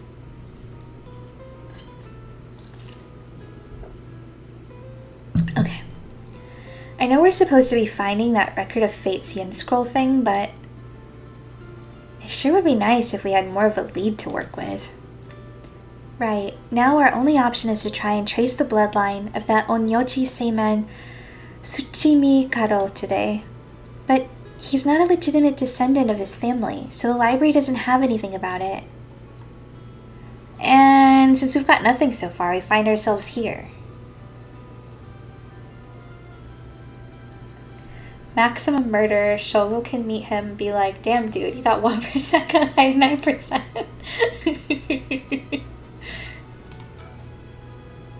R.I.P. Shogo. There were a bunch of police cars speeding by here earlier. I wonder if something happened. Must be. I've seen a few police officers and they look like they were on edge. Could Inspector Tsutsumi have let that Neishima escape and everyone's scrambling to find him? Oh, after all the effort we put into gathering information, that would be unfortunate. So this is the Hihaku Soap's headquarters. So we're thinking that one of the high-ranking people here is most likely the mastermind. Chairwoman Yamamori, was it? Wait, are the chairwomen high-ranking? Isn't the most important person at a company the president? I'm not sure, but she's definitely an important person. Even if we're able to meet with her, what do we talk with her about? We can't just waltz in there and ask her if she knows about the Yin Scroll out of nowhere. Well, nothing ventured, nothing gained, as they say. Ooh, is that your working style, Mio? Well, whenever I find myself out of options, I usually just jump right into the thick of it. Oh, if you're scared, I don't mind going in by myself. Scared? As if. Think of me as your trusty bodyguard. I don't mind going big and taking a chance. Oh, yeah, there's a Yako I know. So funny how easily you can have Shogo go from basically normal guy to speedrunning serial killer. All for the sake of one weird girl he had a crush on. A girl he could like barely even remember when he woke up. Like he was so disoriented in the park. He was like, I don't remember who this girl is. Just girl pretty.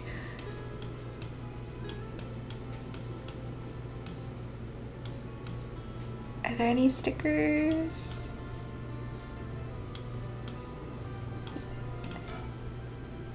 Oh, Mio.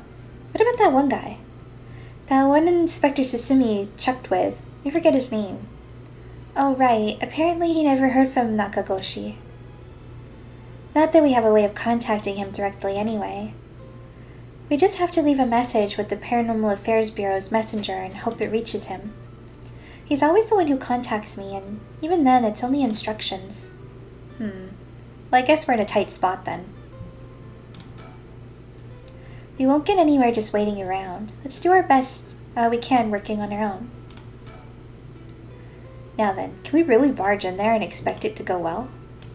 I mean, the game won't let me do anything else, so let's do it. Now, shall we? Alright, let's give this a shot. Excuse us. Now she's the kissy-faced one. Looks like we're out of luck. Who knew you needed an appointment months in advance to meet the chairwoman? Turns out she's super duper important. Even the receptionist gave us the cold shoulder after realizing we're just students. Maybe her private secretary would hear us out, but they seem to be out at the moment. In that case...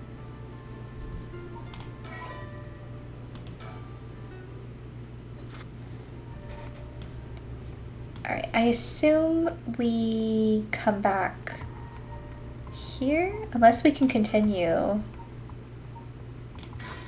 at this point. Let's see.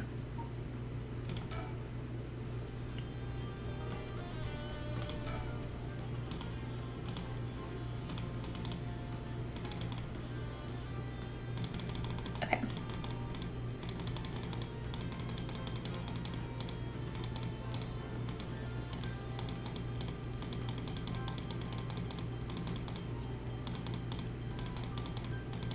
I wish they had a better skip function. Okay. Oh, that's right. I think I'm supposed to hit the move. There we go.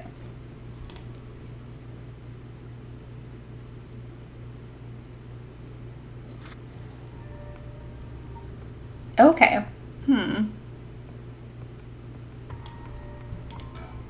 Can we come back in here?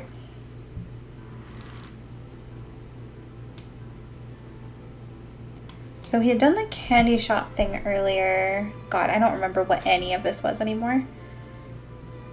We have the bridge. The park is where the cop was murdered.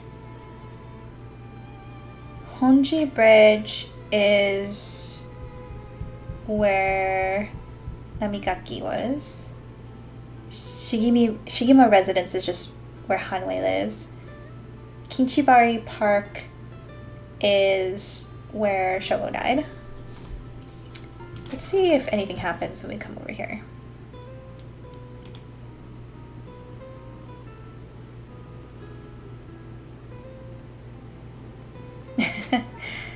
Okay. We have to find them soon.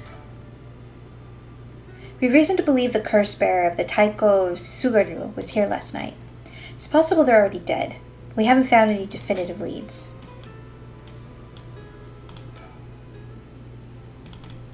Okay, you're just gonna say the same.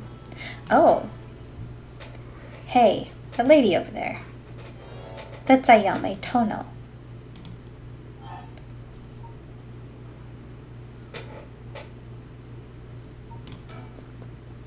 Alright, I'll be right back. He's gone. I suppose he really wanted to talk with her. Oh, there he is. Does he mean to jump out and surprise her from behind?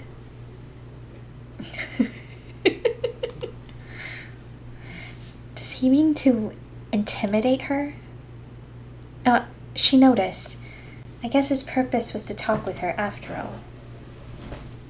I wonder what they're talking about. She doesn't look like she's planning to run.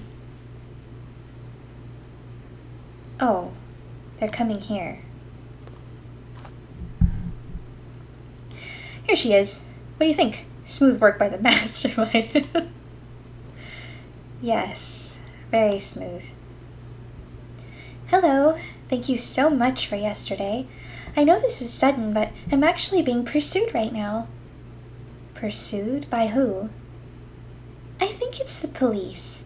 Would you be willing to provide me shelter? From the police? I figured we could hear her out and see what kind of mess she's gotten herself in. What if... okay. She's definitely... what's-his-name's daughter, based on how he reacted. What if she's also, like, the foster kid? And that's why she's getting so connected to the Rite of Resurrection stuff. I'm ready for the cops. Could you harbor a fugitive? She's got such a funny personality. I kind of love her, but she's also so wacky. Don't make it sound like I'm some kind of criminal, please. The police have my apartment staked out, so I haven't been able to return home. I heard them say something about wanting to protect me, but something didn't feel right and I got scared. Do you have any idea why they're after you? Well, I have been searching for the curses, so... we shouldn't trouble ourselves with hiding you, if they're after you for a good reason. Huh? How cruel. But this handsome investigator wouldn't turn me in so easily, would you? It's unfortunate, but we've got reason not to get involved with the police ourselves. What shady reasoning. But if you've got some murky secret to hide, we might as well cooperate with each other, no? Don't make it sound like I'm some kind of criminal. You don't even know I was involved in a hit and run and theft and multiple attempted murders. But if you've got some murky secret to hide, we might as well cooperate with each other, no? Okay, so she's not going to answer that. Anyway, how are your plans to resurrect Hokusai going? Unfortunately, that's been going quite well. Or fortunately, that's been going quite well. Oh?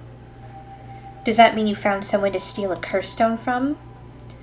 Not exactly, but I found out a kind of last resort. Which is why I can't let the police get me.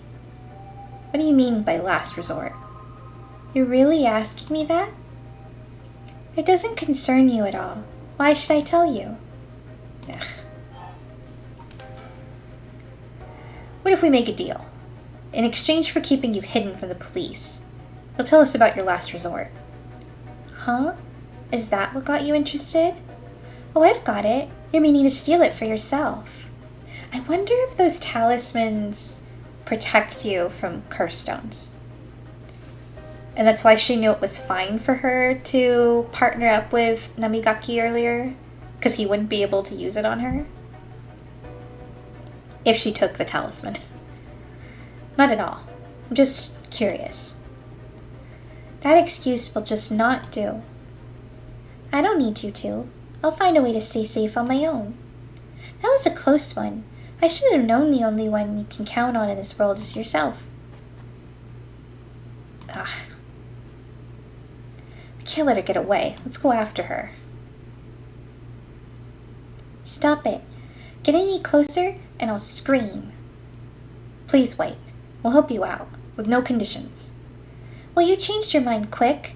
That just makes you all the more suspicious. I tried my best, but I couldn't convince her to stay. Could it be you don't know how to handle a girl like that? So she's looking for a safe haven. Would you mind me sharing your address with her just in case? Well, it doesn't really bother me. But you do recognize there are police officers in my close family. At least it'll allow us a way to keep in contact no matter how small.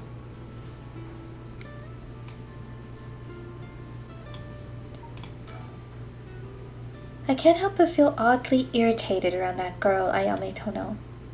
She puts on an innocent front, but she seems to be hiding something. Ayame Tono says her plans for the rite of resurrection may be achievable through this last resort. Does that mean she's given up on her plan to steal a curse stone? Richter? Hmm? You know, I have one as well. A last resort. You do? Ah. Even if we don't steal another curse stone, I already have my own. If it becomes necessary, I'm prepared to use it. So you think it might be possible that she has one of her own too? But that she despises the idea of using it to kill others, so instead she means to steal a curse stone with soul dregs already in it. Doesn't contradict anything we know. She lives nearby, which means she might have the Taiko of Sugaru curse stone. We still don't know much about that one. Richter? That last resort Ayame spoke of, it could be our chance. We can use her. I hear you, loud and clear.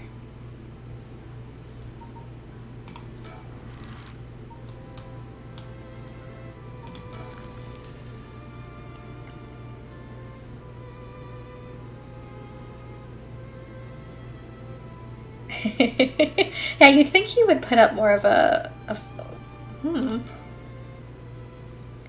Richter? What do you think that is? Oh. I don't see anything. Really? You don't see that? The thing that looks like a phantom ball of flame floating in the air.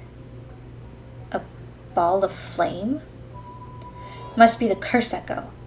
Maybe only the curse bearers are capable of seeing it. But could such a thing happen in broad daylight? Ah, it's gone. I wonder if that was the beckoning light's curse echo. That phantom flame you saw might have been a manifestation of the lantern. In that case, does that mean a curse bearer is nearby? Okay, is anyone here? Not outside, anyway. Doesn't seem like anyone's been here for some time. I wonder if it's one of the factories that got shut down when they tightened up regulations.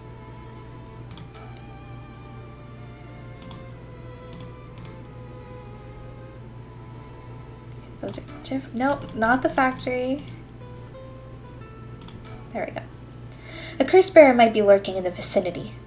I'm going to check the surroundings.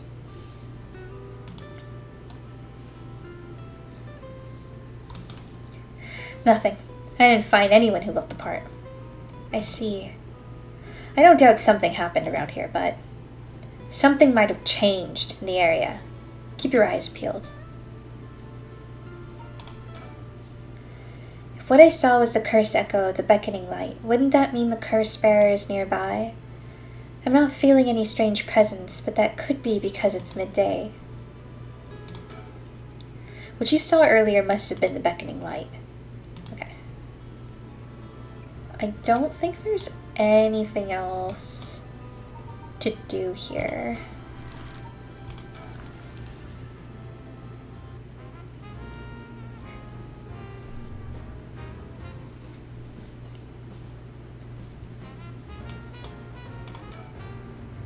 The area was closed off to the public this morning after his body was found, but police quickly managed to complete their investigation and reopen the park as if nothing ever happened. Just all these children playing over the area where Shogo died. The people in the area are shockingly calm considering what happened here. You'd think they'd be put off knowing there was a dead body here just this morning. From what I heard, it happened right about where you're standing now. A telephone booth. It doesn't look out of the ordinary to me.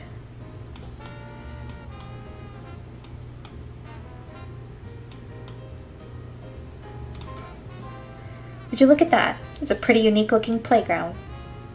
Did it catch your eye? Perhaps. Now's not the time, though. But it did get you interested. Does he want to play on it? He's just one giant kid. Oops. Okay, that doesn't do anything. Alright, so all we can do is talk then. Hadaway is surprisingly spooked by that, considering her whole plan to even sacrifice her and get back. Yeah, seriously. And she was just saying that she'd be prepared to kill people. This place is associated with the Whispering Canal. The canal must be connected to the man who was found drowned in the park. Agreed. Wasn't the victim a Hihaku Soaps employee? That's right. His name was Shogo Okie.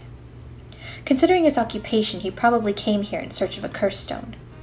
If people in the company know about the rite, it only makes sense they'd be looking for curse stones. You think the chairwoman and Takumi would send their regular employees out to hunt for the stones? If that's the case, perhaps that Shogo died trying to take a stone from someone else? Either that or he was killed precisely because he was a curse bearer with a curse stone. I suppose so, but considering the location, wouldn't that mean the curse used was the Whispering Canal? Good point. That would mean Shogo Okie wasn't the wielder of the Whispering Canal curse himself. Could he have had the Beckoning Light, or even the Taiko of Sugaru? I was here last night, and there weren't any dead bodies then. It's highly possible he was brought here from somewhere else. If that's the case, the wielder of the Whispering Canal was already collected his stone. Ma'am? Excuse me. There's one more thing I'd like to try. Oh, be my guest? Shogo Okie is the name of the person who died here. It's hard to believe he was here by chance, only to end up murdered with a curse. Given his ties to Hikaku, we can assume he was aware of the situation and somehow involved with these curses.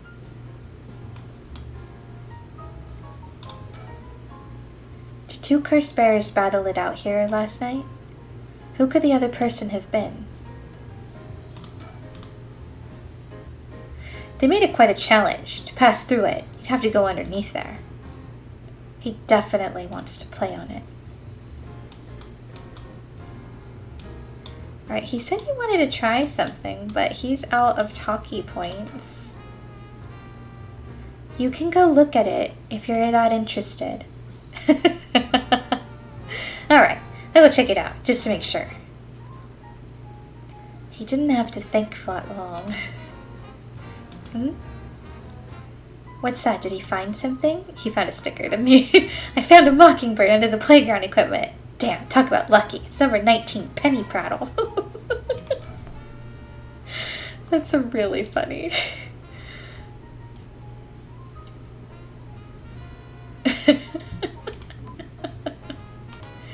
Richter's all, this Shogo totally knew what was going on, but then the Shogo sequence was just him being clueless. I see. Congrats. Playgrounds always get me all fired up. Alright, and that's everything here.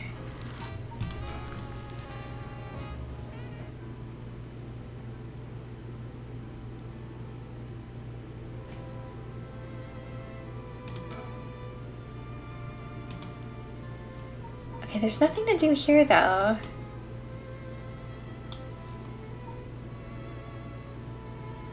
Is there somewhere I want them to end? You know, it's almost like I have a young son all over again. Aw. Alright, let's end this part. Okay, that did open. Whoa, what is this? Okay. Okay, I think I need to stop here because that's too many things all at once. Let me switch my scenes real quick. Okay. That's Yoko's silhouette, right? Let me check. It's hard to say. It just looks like a nondescript head. Like it doesn't have any hair or hat or anything. I think they're really trying to conceal who that could be. But I need to rest my voice because I don't think I can read that much more. So I wasn't able to finish tonight, but I should be able to finish Monday because I don't think there's that much left.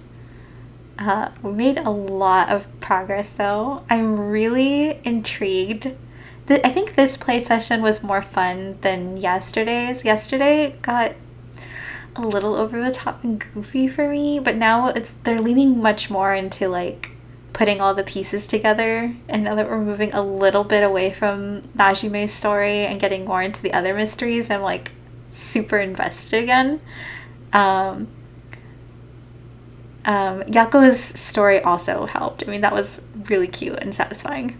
But I'm gonna end for now. Tomorrow, we're expecting a storm in California, so whether I stream is dependent on whether or not our internet gets knocked out. If it doesn't though, I will be doing crossword puzzles either earlier in the day or at my usual time, which is about 8 p.m. Pacific.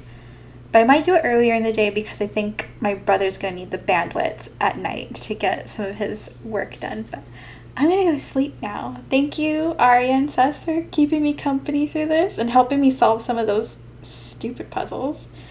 Hope that everything... Yeah, we shouldn't be affected too much. If anything, it'll just impact our internet connection and maybe a blackout or two. But we shouldn't have any difficulties with flooding or anything like that where we are.